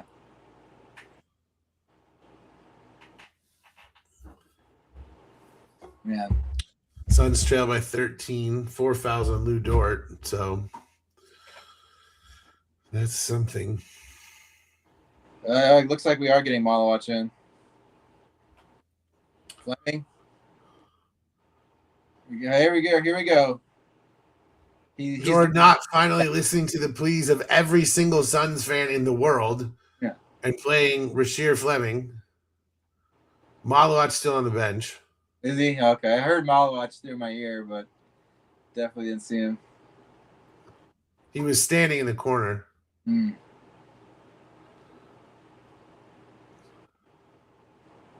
Fleming's Fleming's basically playing center right now. You know that he came in for Iguodaro.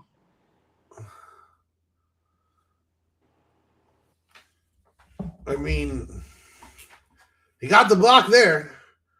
Rasheer Fleming defends the rim, gets the block. Yeah, buddy. And scores. Booker scores, on the other end to make it a 10-point game. Booker scored like the last 8 points for us or something. Okay, Fleming is 6'9". I did not realize he was 6'9". Why did I think he was 6'6"? I don't know. Brooks gets the and one to make it an 8-point game. All right. And here's the energy. For some reason, I thought Fleming was 6'6". So there you go. See, even the most diehard Suns fans, we don't know shit sometimes. So there you go. Fleming, the block on one end. Booker gets the lay-in on the other end. The Suns forced Holmgren to shoot a triple, which he bricked. And then at the other end of that, Brooks got a lay-in and a foul on Caruso. The arena's pumping a little bit. The Suns are down by 8. Brooks is about to go to the line to shoot one. I mean, again, look, they're not quitting. No. It's really easy, again, right now to be like, hey, this was a great season, blah, blah, blah. We're packing it in. Yeah. And they're not doing that. They're trying to win this game, and bringing in Rasheer Fleming is smart. And again, play Fleming, Iguodaro, and Malawach together. Get as big as you possibly fucking can. And Rasheer Fleming showing his value immediately with the block that led to a transition bucket at the other end. Like, we've all been begging for Rasheer Fleming to play. I'm so happy he's playing him, but it's also frustrating, like, when he immediately shows like why you should have been playing him. But I'm glad he's out there at least. Yeah. Like it is one of those things, again, like, I understand Jordan Ott's perspective that, like, the dudes who got you here deserve the opportunity to, like, win the game. I get that. I understand that. But at a certain point, you are down 3-0. It's all falling apart. They've had their opportunity. Exactly. Now let's get the young kids in there and see what we got. Yeah. And every time Rasheer Fleming plays, good things happen. Absolutely. Booker, 11 points in the third quarter. He's 5 of 6 from the field. Oh, yeah. Suns, looks like the same lineup is out there. Fleming, Brooks, Booker. It was O'Neal. Let's see. Jalen Williams in for the Thunder. So the Thunder going small for the moment. All right. O'Neal and Grayson Allen. So here we go. It's a 7-point game. SGA's in for the Thunder. Thunder going small. Maybe they're Suns thinking have been small all the time. There are Suns are going to play super switch. They let Caruso shoot the 3 on the wing, and he nails it. Caruso, I mean, here's the thing. They're up 10. Caruso has 12. He's made 4 threes. Like, that's those things are the difference in this game right now. Brooks driving on Caruso. Pulls it back out to Booker. High screen from Fleming. Thunder double. Booker gives it back to O'Neal over to Brooks. 5 seconds. Brooks has got a score on Caruso. From the free throw line, can't get it. Bad shot by Brooks there. SGA breaks the free throw line jumper at the other end. Grayson Allen with the rebound. He'll bring it up court. Picked up at midcourt by SGA.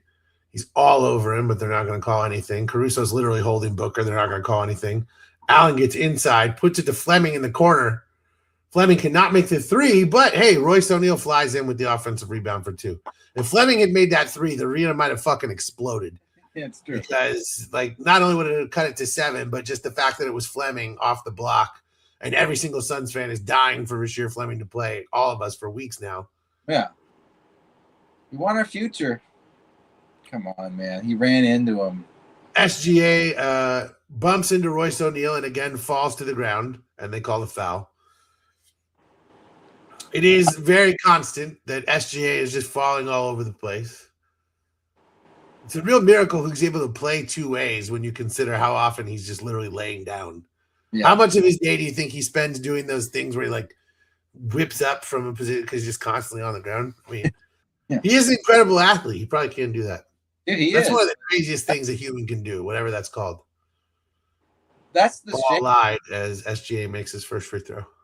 But it's like he is a great athlete. He's a great basketball player. You don't need to like be a bullshit artist on top of it. Like, true story. That's why that's the best way to put it. That's the best way to put it. You do not need to be a bullshit artist. That's absolutely true. A 10-point game with 1:28 remains. What do the Suns have left in this season? Booker's getting doubled high, whips it over to O'Neal on the wing, and O'Neal makes the 3. Wow. Suns not quitting. He might have been fouled. Trying to stay in this thing. SGA brings the ball up court. He's going to get screened by Wallace for Brooks. Back out to Wallace, who whips it over to J. Will for 3. No good.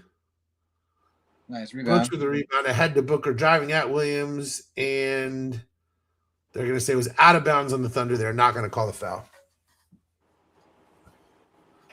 Beautiful pass by Grayson Allen to a nice sidestep for O'Neal on that 3. Yeah, it was. Allen's thrown some nice passes in this game. Damn, that there is a Suns fan with some D cups that did not want to stay in her shirt that was jumping in the background of that image. They almost had to blur that one out. That was pretty funny. You never know. You never know when you might suddenly get in trouble with the FCC. Yeah. Hey, we got to find Peacock. SGA is bleeding. Take him out of the game. And due to Magic Johnson protocol, we must stop and ensure that his cut is covered. NBA players are not allowed to play when bleeding due to the fact that Magic Johnson has HIV. That is a true statement. I'm not like... That's insensitive.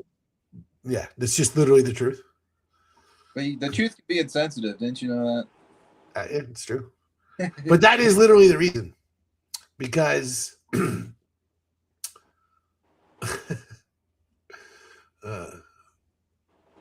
reminds me of a joke. Not even a bad joke. It's Booker cannot make a 3. Fleming cannot get the rebound, but he's going to get the foul by Wallace. All right, Wallace calling for a challenge. They are already. Yeah, well, he's calling for it. I don't know if the coach is going to. He's asking the coach to, but it doesn't look like the Thunder will do it. But no, someone asked. They said if Magic Johnson's allowed to play in the NBA with HIV, why are people allowed to, do something with COVID or whatever? And the person was like, I'll tell you what, because they don't have penetrative sex during NBA games, genius. Like, that has nothing to do with it. And someone replied, and that's why I never watch the NBA, because they don't do that. It's a pretty hilarious joke. So not a joke about anyone's whatever. That person, hilarious. That's a good punchline. It is. It's a good one. But hey, it's Sunday Night Suns. It's a night show. No one ever said this was a kid show. This is an adult show. The fact that my son makes occasional appearances, he's not in there during this part, so you don't need to worry about that. I mean, do you get worried when little kids are murdered in movies? No, because it's not real murder. That'd be like a great argument if I went around making that argument. Like, oh my god. Have you been following this? Like Tim Heidecker is taking over the Onion. I know you knew who he is, but it's like Alex Jones has like discovered like Tim and Eric stuff from like the early 2000s. Yes. Oh yeah. The Alex Jones has discovered Tim and Eric, and he thinks that it's like he's like breaking the news about Tim and Eric. Yes, I have seen how hysterical that is. Yes, like it's children defecating into a bathtub. It's like it's gonna be amazing when they get hold of InfoWars and Tim Heidecker is on there. Like, yeah, that's one of the greatest ideas anyone has ever had. Is putting him on InfoWars, like and putting the Onion logo in and like making it a whole thing. Dude, I agree. If the Thunder win this challenge, then we know, then we know, because like this is just the absolute definition of a useless challenge. How are you supposed to overturn this? Two dudes leapt in the air for the ball. Like one of them was all over the other. How are you going to overturn this? Yeah, what is conclusive that we have seen? Yeah, and if they go, nope, this is a foul on the Suns, then I'm just going to be like, okay, Yeah. It's like that's the definition of over the back, right? Like, right. This should just be an easy call. This should not be a challenge. And I just get the feeling that somehow this is going to be a foul on Rasheer Fleming. Yeah. And we're going to get this overturned for the Thunder. I just have a feeling that that's the world we're living in right now. I agree, dude. Dude, basketball players need to like cut their nails, bro. Like, why Brooks was bleeding too? It looks like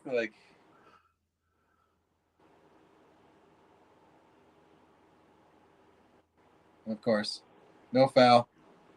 Yeah. So it's just no matter what happens, they're gonna overturn everything for the Thunder. Like it doesn't like the Thunder are not better at challenging plays. The Thunder are not the greatest defensive team of all time. They're not the only team that's figured out how to strip the ball without fouling. Right. They just get better calls than everyone else. And that's the thing that drives me crazy is people are like, wow, it's just their defensive intensity. No, they're allowed to do more.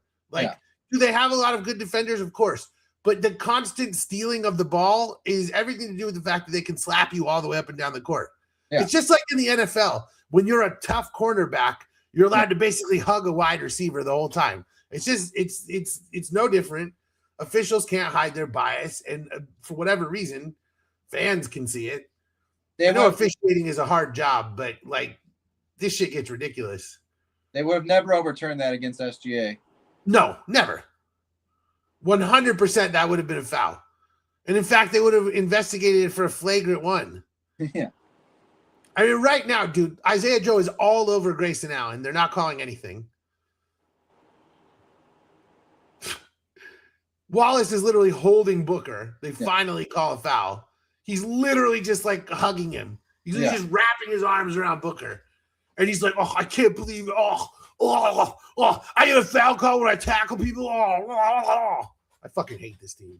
I know, dude. Like, I do not respect. I hate you, and I do not respect you either. It's man. Yeah, I don't respect the Thunder either. Like, I also I don't respect their championship last year. I don't care. Like, I respect it less than like, yes, they won the championship. I will give them that. Yeah. But I respect it way less than basically every other championship because I just think that I don't think that free throws are a viable offensive engine. Yeah. And I just don't believe that if you win the championship based on getting the most free throws, that you're actually the best team. I just don't believe that. Yeah. And that's why the Thunder won that championship. And I just don't believe I don't believe they were the best team. It's just how I feel. And they won because Halliburton got injured. And that was Mitchell runs out of bounds and dives into the crowd, so they call a foul. Like, he's going full speed, literally no shot, just dives into the crowd, and they called a foul on Fleming. Nobody touched him. Are we going to challenge? Why? What's the point? We might actually get the ball. I don't know. Like,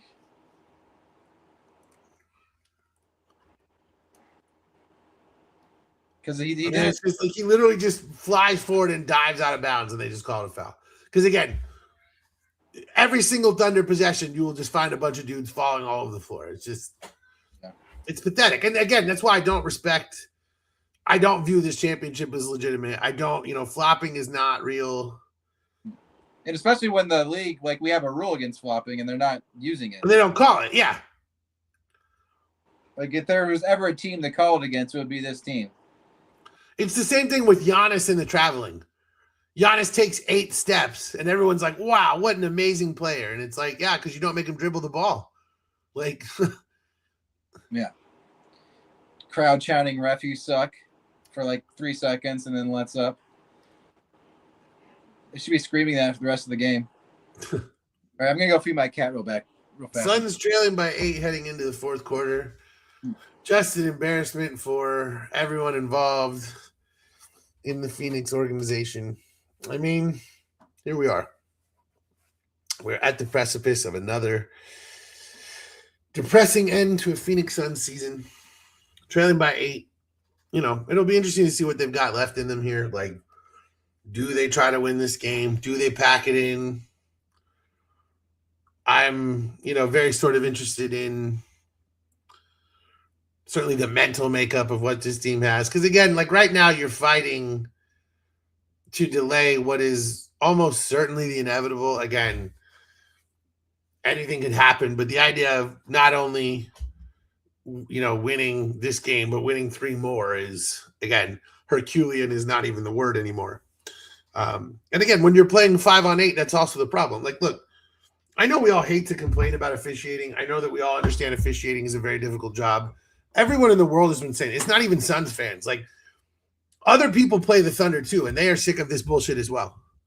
And it just is what it is that the Thunder dive all over the court and get foul calls constantly. And there's really not a whole lot more to say about it. It's very frustrating. It's very annoying. And, it'd be what it is. There's not much that you can do about it. Like, you always have to fight through these things. And that's why, like, when you upset these teams, when you pull off these wins, like, it is so much more incredible because of the fact that not only did you, break through the team that was, more supremely talented or better constructed or whatever the case may be, but also you found your way to beat through the referees who are almost always on the side of, the team that, is the dynastic team, as it were. LeBron got a ridiculous whistle. I'm sure Michael Jordan got a ridiculous whistle. I didn't see it that way when I was a kid, but I'm sure it was.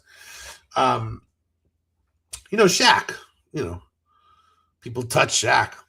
It was a foul. Of course, there would be other people who say, oh, we beat the shit out of Shaq and he didn't, okay, maybe, You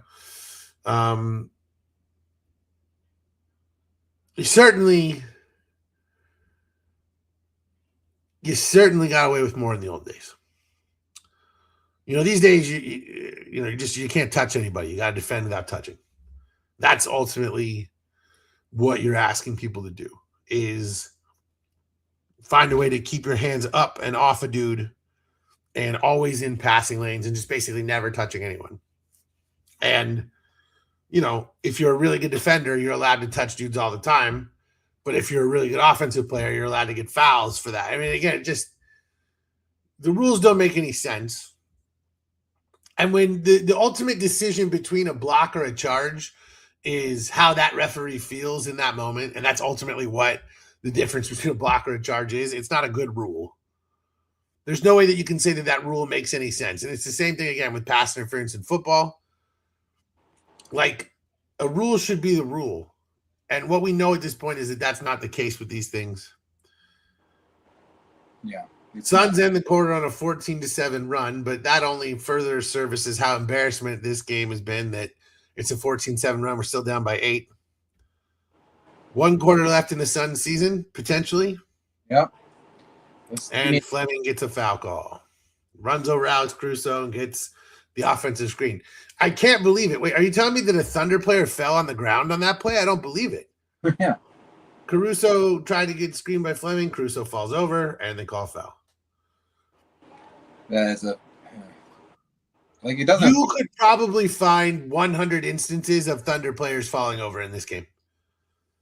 So it's truly amazing. For such an athletic team, they sure are klutzes.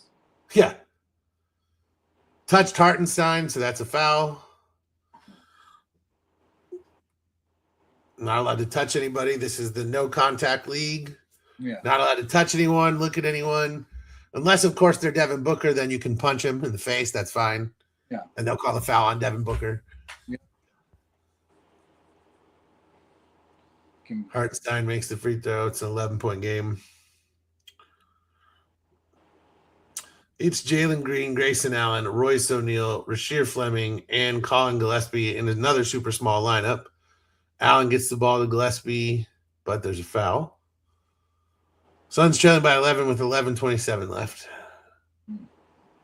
Let's do it, man. Let's put in Brooks and Booker and Brooks, Booker, Fleming, Iguodala, Malawach. That's the lineup. let's do it. But the Suns won't do it because Jordan Knott's terrified. We could get Gillespie back in there for threes. I'd be fine with like Booker, Brooks, Green. No. Jalen Green scores, cuts it to a 9-point game. Nice.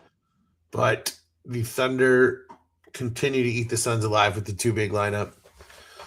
Wallace brings the ball up court. He is guarded by Jalen Green. Holmgren comes to set the screen. Wallace ignores it and drives. He's going to lose the ball out of bounds. Suns ball. Good defense. Jordan Knott calling plays.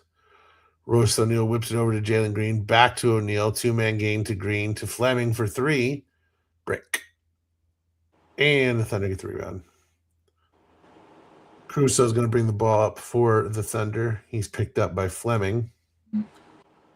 And Crusoe throws the ball out of bounds, trying to get it to Holmgren, who was not expected for it, and also who has a really dumb haircut. Yeah. Devin Booker returning for Colin Gillespie. Oso Iguodala going to the bench as well. Okay. We got Grayson Allen, Jalen Green, Devin Booker.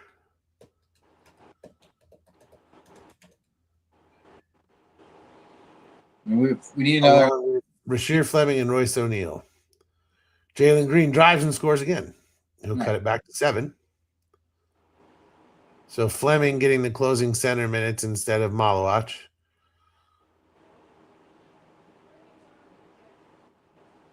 Mitchell has the ball top of the circle. He's guarded by O'Neal. Step back 3. Nailed it. Thunder have made so many threes in this game. This Mitchell kid is a good shooter. Yeah, he's very good. He's a very good player. He's their best backup point guard at this point. Allen thinks about the 3, gives it off to Booker, then comes back. Book, ball top of the circle. He's picked up by Wallace again. Switch Holmgren onto him. They'll double Booker, and he loses the ball, but they're going to call the foul. Caruso calling for a review. 10-point game. For the moment, Booker draws the foul. Yeah. Thunder are going to give the refs their marching orders, so they're going to overturn. Right. We know how that goes.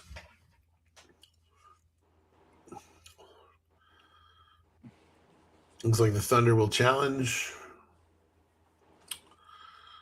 And we'll head to another timeout where the referees will invent a new reason to give the Thunder the ball. And most assuredly call a foul on the Suns for looking at the Thunder, knowing where the Thunder are, providing the Thunder with a pregame meal, whatever the latest foul that, they can come up with. I really hope we win this challenge. Yeah. I guess not win, but hope they lose. But as we creep closer and closer to off season, the needs become very clear. The Suns have got to get bigger. Yeah. They've got to figure out a way to play against, these two big lineups. Yeah. You got to figure out what you're doing with Jalen Green and Mark Williams.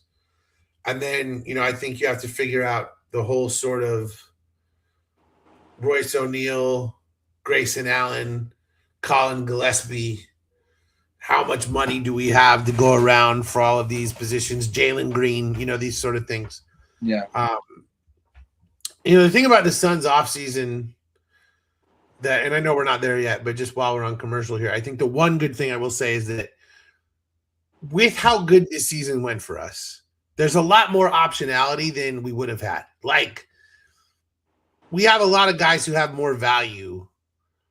Like Grayson Allen didn't have much value last year. He signed that big contract and then he had a great season shooting the three, but he was hurt all the time. And nobody wanted that contract. Now you could trade Grayson. I'm not saying I want to trade Grayson, but I'm saying you could. Jalen Green, I don't know where that's at. Royce O'Neal, you couldn't have traded that contract before. You definitely could trade that contract now. And again, I'm not saying that I want to trade these guys. What I'm saying is that heading into this season, it felt like the Suns were completely painted into the corner and had no optionality going forward. That's not true anymore. Right. The team has flexibility. Now, again, I honestly do think that probably the truest, best course of action is just keep this team together.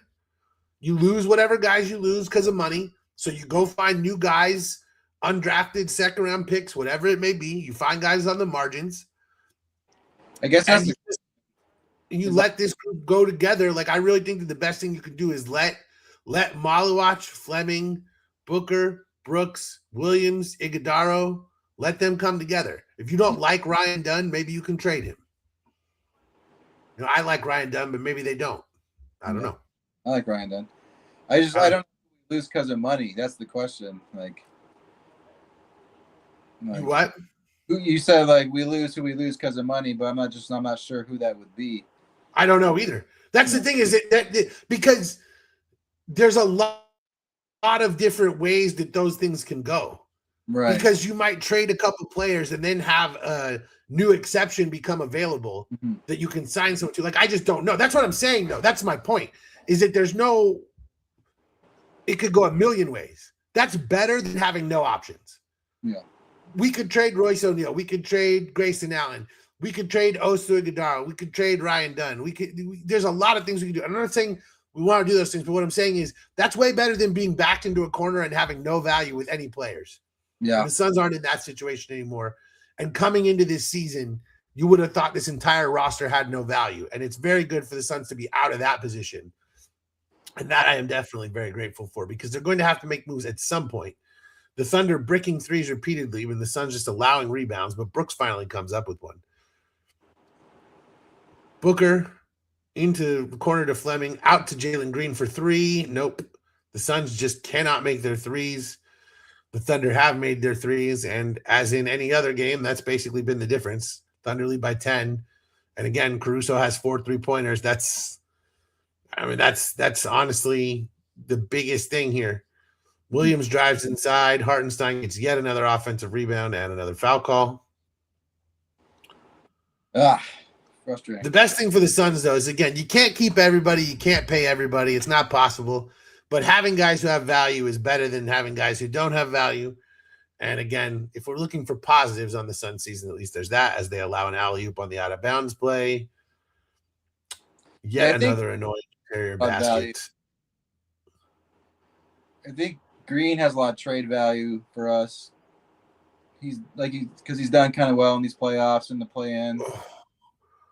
Halfway in and out for Booker. Man, we just can't make any shots. Yeah. AJ Mitchell, 18 points in this game. SGA not even playing right now. Thunder don't even care about their best player playing. Fleming knocks it away. Here come the Suns. Jalen Green gets to the rack and scores. Still a 10-point game, though, with 8 minutes remaining. The Suns trying, but just no life defensively. Not even no life defensively, just no consistency defensively. No, I don't know. Nothing defensively, really. No, we're not getting the rebounds right now that we need to on this side. Like, that was good defense by Fleming, but Mitchell just scored. Like, they're making every single shot, and there's not a whole lot you can do when they make every single shot. It just is what it is. It's very frustrating. The Suns could play better defense, but yeah. Booker gives it to Allen for 3. Nope. Fleming gets the rebound. Booker driving. Jalen Green for 3. Nope. Holmgren gets the rebound. And for Allen right now, I would like the Fleming, Malewich, and then our 3 guys. Yeah, I don't like this lineup. The Yeah. Suns continuing to get pulverized by the two big lineup and refusing to play two bigs. And Malawach and Fleming have played a lot during G League, so I think that are actually pretty good lineup. Those two in Booker, Green, and Brooks. I agree with that. I would love that lineup, but Jordan Knott won't do it. You're about to see Oso come back in probably. SGA returns. Looks like we got a timeout. It's a shame Goodwin got for being in the Sun season. 12-point deficit. But yeah, again, optionality. That's going to be the theme of this Sun summer for me because, again, a lot of these players had no value coming in, and I think that a lot of them have better value now. Goodwin. And again, having better value also means that you can just keep all of them that you can afford to keep, and you bring the team back together and you add guys on the margins and you go. Like, here's the thing. You never keep the exact same team from year to year. Like, that almost never happens in the history of sports. No matter what, some guys move on. You lose a couple of guys. Even when you have, like, the most continuity, teams still lose 2 or 3 guys. Like, you never see a team just retain all 15 dudes from season to season. That's not a thing. So, in a typical season, you're going to turn over 5 or 6 guys. Now, I'm not saying the Suns will necessarily do that. I'm not saying it'll be less. I'm not saying it'll be more. I'm just saying that I think obviously you got in Booker. You got in Dillon Brooks. So you got 2 positions locked down. And, that's better than we can say about recent years because, honestly, the team has been a constantly rotating cast around Booker. But we got 2 guys. So now the question becomes, is Gillespie your third guy starting, or is it Jalen Green? Because that's really the big question is, did you see enough from Jalen Green to start next to Devin Booker next season? Or do you like the Gillespie thing better and you want to see what you can get for Jalen Green? Because that is the one thing is, unless Gillespie is happy being a 6th man, which I find hard to believe, I feel like someone's going to offer him a starting job.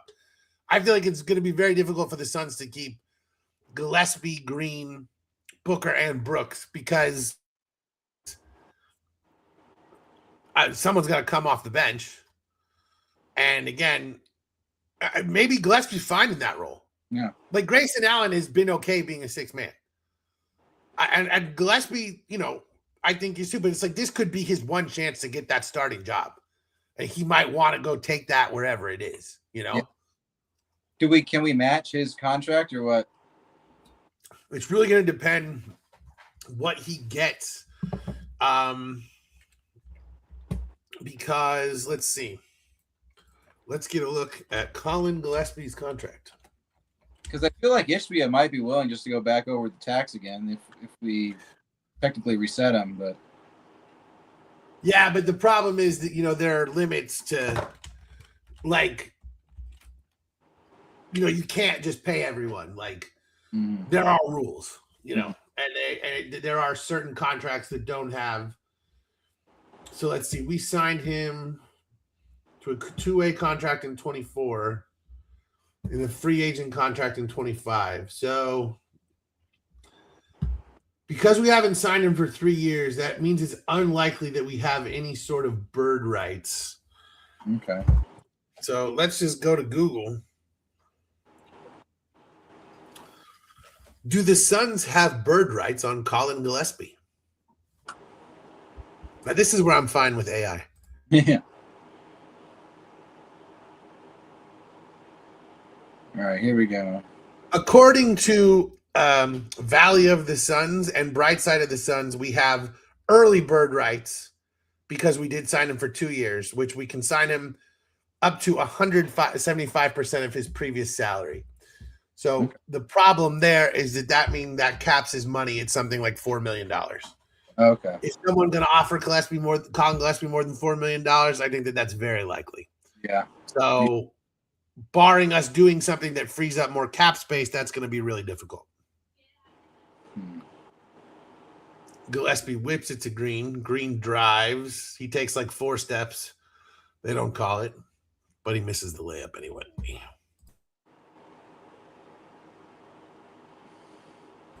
SGA is touched. He falls to the floor, draws a foul. He like grabbed Booker's shirt to like keep him close to him.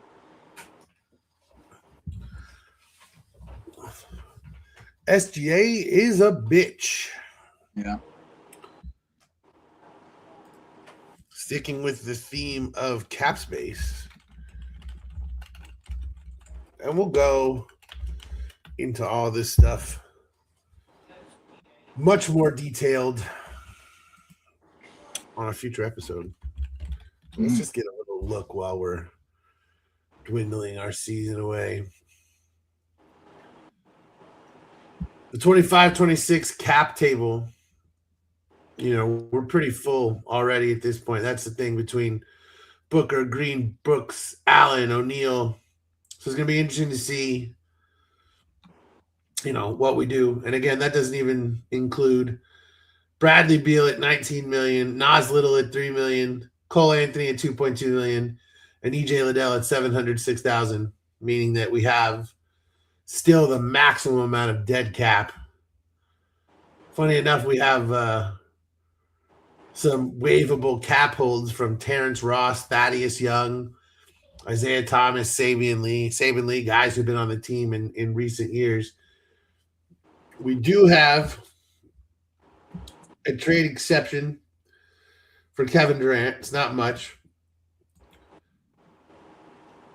We could have the taxpayer mid-level. That may be where we're able to keep Gillespie, is that we may be able to unlock the mid-level exception. Mm-hmm. And if we're, depending on what we do, if we're able to unlock the mid-level exception, that'll be something like 15 to 16 million. Okay. We give a nice chunk of that. So if we're able to unlock the mid-level, depending on what we do, then Colin Gillespie becomes re-signable. But I'd have to look a little deeper to see what we would have to do to unlock the mid-level exception. And again, we'll get into that stuff in the offseason. Yeah. Booker driving at Holmgren, throws his elbow up. I assume they're calling a... I think they called it Holmgren initially, but now they want to see if it's a flagrant. Like, you see Gillespie's got those suction cup things on his arms. He's got the circles. He's been doing the suction cup thing. Yeah. That shit's crazy, dude. He's a beast. That's got to be painful. Yeah. That's not a flagrant, dude. Like, come on. He's raising his hand. He barely touches Holmgren again, and then Holmgren, like the script, falls down to the ground acting like he got decked by freaking Mike Tyson.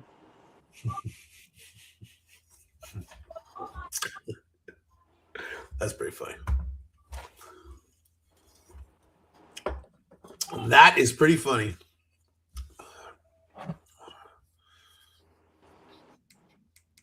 So yeah, they say no, F you, Thunder, for once.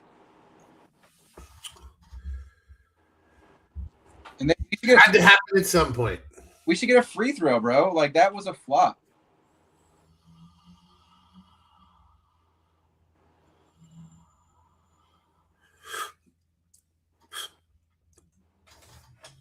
That guy's hair back nicely.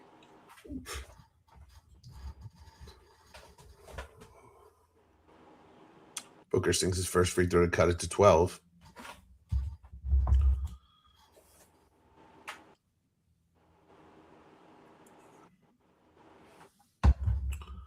We are fading fast in Suns country, unfortunately.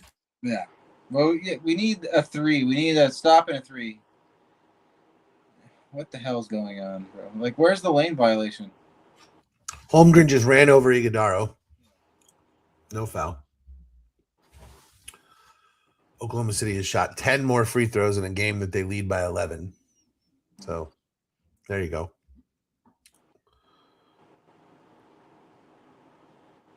Wallace makes the three in the corner to make it a 14-point game. Moves the ball out of bounds, but they'll say it was knocked out by OKC.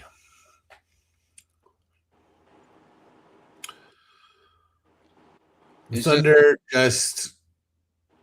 They hit every three they need to. Yep.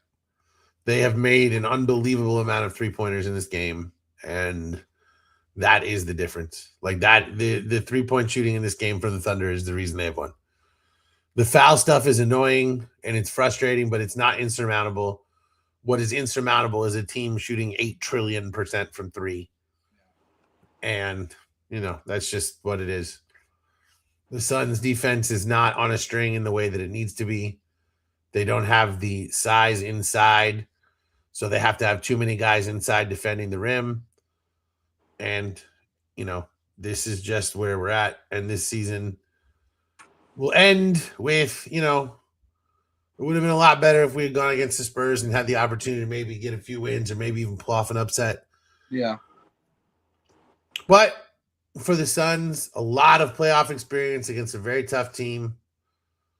Experience for your young dudes to get, some next level playoff reps against the best. Yeah. It's good for Booker to get back and, work on his game in a playoff setting again as well, since the KD situation was just so weird and it felt like he wasn't able to really spread his wings. Aside from that Denver series, was the one time he and KD really played together well. Holmgren dunks, and that about does it. Yeah. 16 points with less than 5 minutes remaining. The Suns just really not much left. Brooks still fighting, nails a mid-range J. Man. They've shot 50% from three. They've hit 17 and 34. Booker trying to steal the ball. Gillespie gives it up to Booker, who scores.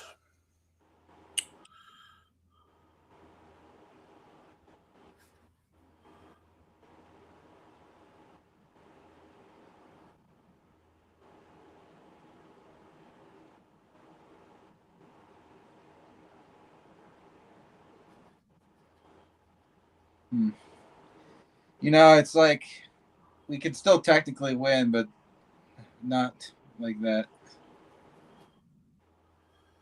Yeah, I mean, this is the end. Yeah.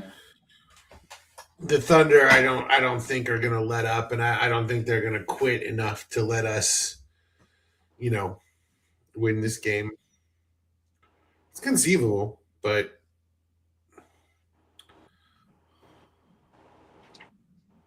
It's just annoying. Like, bro, like that doesn't cause you to fall over. Like, just because you get fouled doesn't mean you fly to the floor every time. exactly.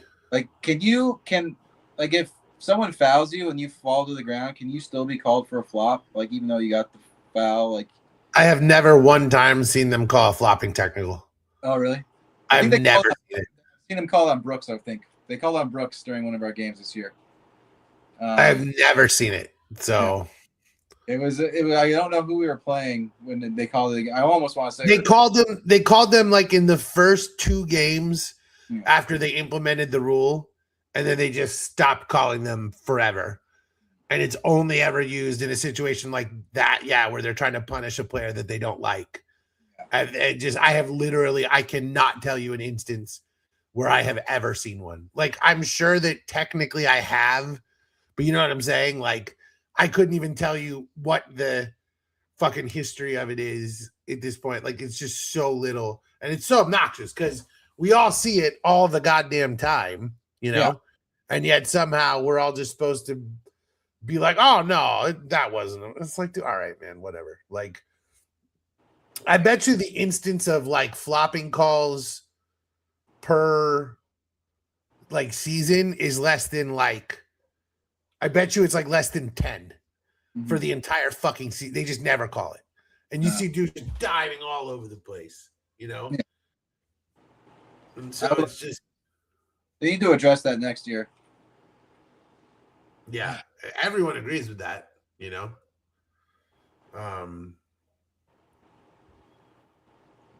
and they just don't, Minnesota and Denver. Denver leads by 10. Minnesota, an opportunity to knock them out. Second half just getting underway there. That'll be an exciting one for other people to watch. I'm going to go eat an entire meatloaf after this game. Yeah. I'm going to eat through my feelings. Just a whole meatloaf. Just boom. I know. I don't blame you. I'm going to eat some Dairy Queen. Maybe I'll get some Dairy Queen after I eat an entire meatloaf. Yeah, I like it. I have some leftover Dairy Queen from before. Iguodala was fouled on that shot, and of course they didn't call it. The referees now just want to end this game. Yeah. Mitchell drives, of course that's a foul. The Suns asking repeatedly, why is it a foul when we do it and not when they do it? Yeah. Foul, foul, foul. Fouled all over the place. That might have been Iguodala, and they just don't. Yeah, I mean, right there, that's a foul. They just don't call. I mean, he touched the rim too, like when the ball was like around the cylinder. Yeah. 4 fouls on Booker at this point. Well, we'll do a. We'll do a season wrap up show soon. Mm-hmm. Any thoughts on this series? I mean, I guess this was the measuring stick series. So what do you think coming out of it at this point? Man, I guess I don't like how we defend at the paint. I think we need to address the scoring at the rim situation. I don't know if that's coaching or what that needs to be done to fix that. It did hurt us a lot that Williams wasn't with us during this series because I feel like that would have told us a lot more, so it is unfortunate in that regard. No. I feel like the front office is going to try to keep this team they're going to try to keep as many players from this team as possible, despite how we've played this series. What about you? What are you thinking? Well, yeah, I mean, again, I think this was the measuring stick series, and we showed that we're, nowhere near championship level yet. And I think that what we saw here is that, we need one of these freak rim protectors. We need one of these dudes who can. I think we've got a lot. I think we need one of these freak rim protectors who can cover. We need our own Wembanyama or Holmgren or, Gobert or, prime Draymond Green or just somebody who is.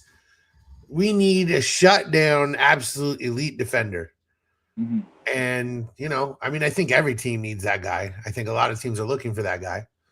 And I don't think that that's something that you can necessarily just find, but I think that all of our focus needs to be on. I mean, I agree with you. I think that they're going to continue to keep this team together pretty much. And I think that everything needs to be focused on building cohesion and then finding that one dude who is just a defensive wrecking ball that just adds those 5 or 6 wins, and just changes your trajectory. And that guy's hard to find, but I think that's the goal. Yeah. That's what I'm looking for, is an absolute defensive nightmare. Yeah. I'm thinking we should do some maybe we'll do some college player breakdowns, dudes who'd be good for the Suns who theoretically might be available. Yeah. We could do some highlight stuff. We could look at some draft profile-y things. I'm with that. We'll have a lot to do as the offseason rolls on, given that the Suns are about to be swept out of the first round by the bitch-ass Oklahoma City Thunder. At least it was the defending champs that did it. What was the Thunder's path to the championship? Like, how many times were they in the playoffs? Were they before that? I kind of don't really know too much. Like once. With SGA? How did they do? Yeah. Well, they went to the playoffs a few years ago with SGA and Chris Paul and Dennis Schroeder, in the bubble, and they lost in the first round. Okay. And then this team went once and then won their championship last year. Got it. So they got there immediately, basically. Now SGA again had been to the playoffs and learned from Chris Paul and all these things. Mm-hmm. But that team, that group had really been to the playoffs basically one time, really. Maybe they may have been to the playoffs twice. It may have been twice. but they really had only one high level playoff series before that against they lost the Mavericks. Suns trying here. They're down by 9 with just over a minute left. They're trying to pull off the Wolves game again. Yeah. You know, at least they're fighting until the end, you know. Yeah. SGA's still in the game. He gets in the lane, gets the ball slapped away, but gets it back, and Hartenstein will dunk it, and that's the end. And that's the thing. It has been a fun season. Booker shoots the 3, nails it. It didn't quite end how we hoped, but nonetheless, a season that was supposed to be a very bad team that wasn't going to do anything, made the playoffs. Mm-hmm. Didn't go how we wanted. I know all of those things, but again, we have to take ourselves back to, you know, where we were heading into the season before we even started SNS. Yeah. And, you know, part of the reason we started this was, hey, this season's going better than we thought. Let's get on the air and talk about it. Let's do this thing. Yeah. So, you know, I'm not mad. I'm disappointed. Yeah. Injuries didn't go how we wanted, but the fact that we're not letting the Thunder run us off the court, we're playing hard. Yeah. You know, we're doing the best that we can here. Like, you know, it's not perfect, but yeah, I like that nobody's quit. There's fight, there's grit, there's determination in this team. Sun's about to pull it and bring in Bouye and Highsmith, and I think they're bringing in the D squad. Well, maybe not.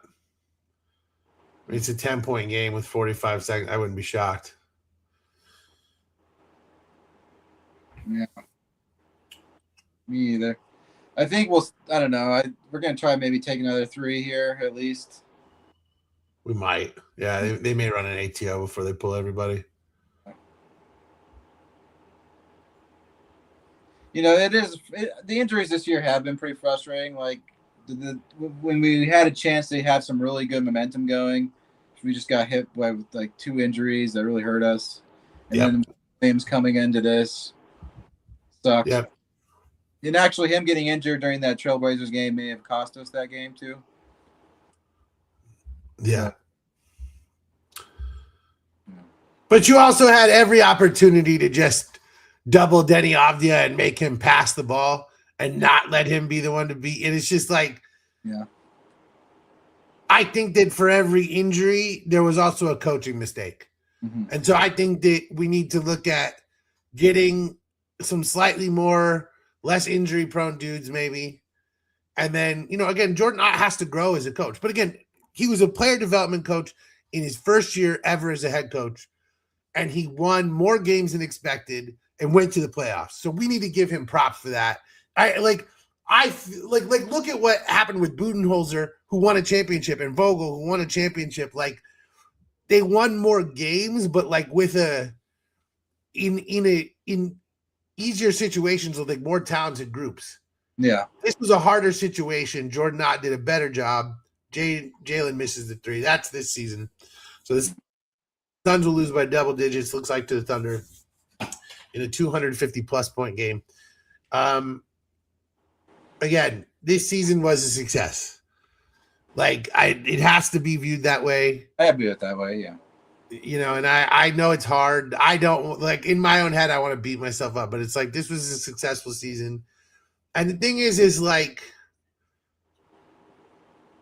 you know, again, there's a world where we figure out a really good defender, and then next season we win 55 games. And then you're really talking about something. Like, it looked like we were like going to be a garbage heap team, and instead we're a playoff team. So now you just got to add to this. And, you know, that can be done. But for right now, you know, I hate Oklahoma City. I hate their stupid state. I hate their ugly ass uniforms. This entire team should be in Seattle. It was stolen. Like, This whole thing is garbage. Like, everything about the Oklahoma City Thunder is pathetic, and I hate it. And I'm disappointed that we lost this team. Good for Bouye scoring. The Suns trying to cover the spread here. Yeah. Well, what's I think it was like 9.5. Suns trailing by 9. McCain has the ball. If he just dribbles it out. They may just do that and let the Suns take the last shot. And the Suns would cover, I believe, then. Maybe 10.5. I can't remember. Looks like he's just going to dribble it out. So, a disappointing end to a better season than anyone could have hoped. Yeah. Absolutely. It was, I mean, I still look fondly on this season. It'll be nice. We had some really good moments, especially in the beginning of the season. Yeah, it was a really good season to start with. It was fun. It didn't go how we wanted. The Thunder bitches, but it is what it is. I think Sunday we should do kind of a put this season to bed, talk about some great moments, all those things. Yeah. And then we'll start looking. We'll just put this thing away and we'll start looking at the next season and we'll be excited and we'll be happy in 2 weeks. Yeah. Yeah. It's going to take time to get over this. It's going to take at least a couple of weeks to get over this one because this is not how I wanted it to go. So, any last thoughts? No, just I love to see the fight from the team, to the last second. That was nice. I am optimistic for our future. I just think next season can't get here fast enough now. It's like, I agree. I'm ready for next year already. Yeah, I agree with you. I have optimism, and again, I do believe that everything that's going on means the Suns have the opportunity to take this thing to the next level next season. And again, I think you have the opportunity to win 5 to 10 more games. You just got to go find them with a little bit more cohesion, a little bit more growth for the coach. And again, you just got to find that one defender who can really plug in and change the trajectory of the Suns defense at the rim. And I think that's really the biggest thing that they need to figure out. And once they figure that out, and maybe it's Malawach, and maybe they figure that out, and that's, that'd be the thing. But we'll see. We'll talk more about it later. I appreciate you coming on with me. Thank you for having me. Good time. Go Suns. Yes, go Suns. I guess this will be the next episode will be the final episode of this season. And then following that will be the first episode of next season. Because that's how we should do it. The off-season, yeah. Yeah, that way we're just mentally on to the next season. Yeah, that'll work. That's perfect. Mental health. Mental health, baby. I like it. Yeah. Hug your loved ones because basketball sucks. Peace.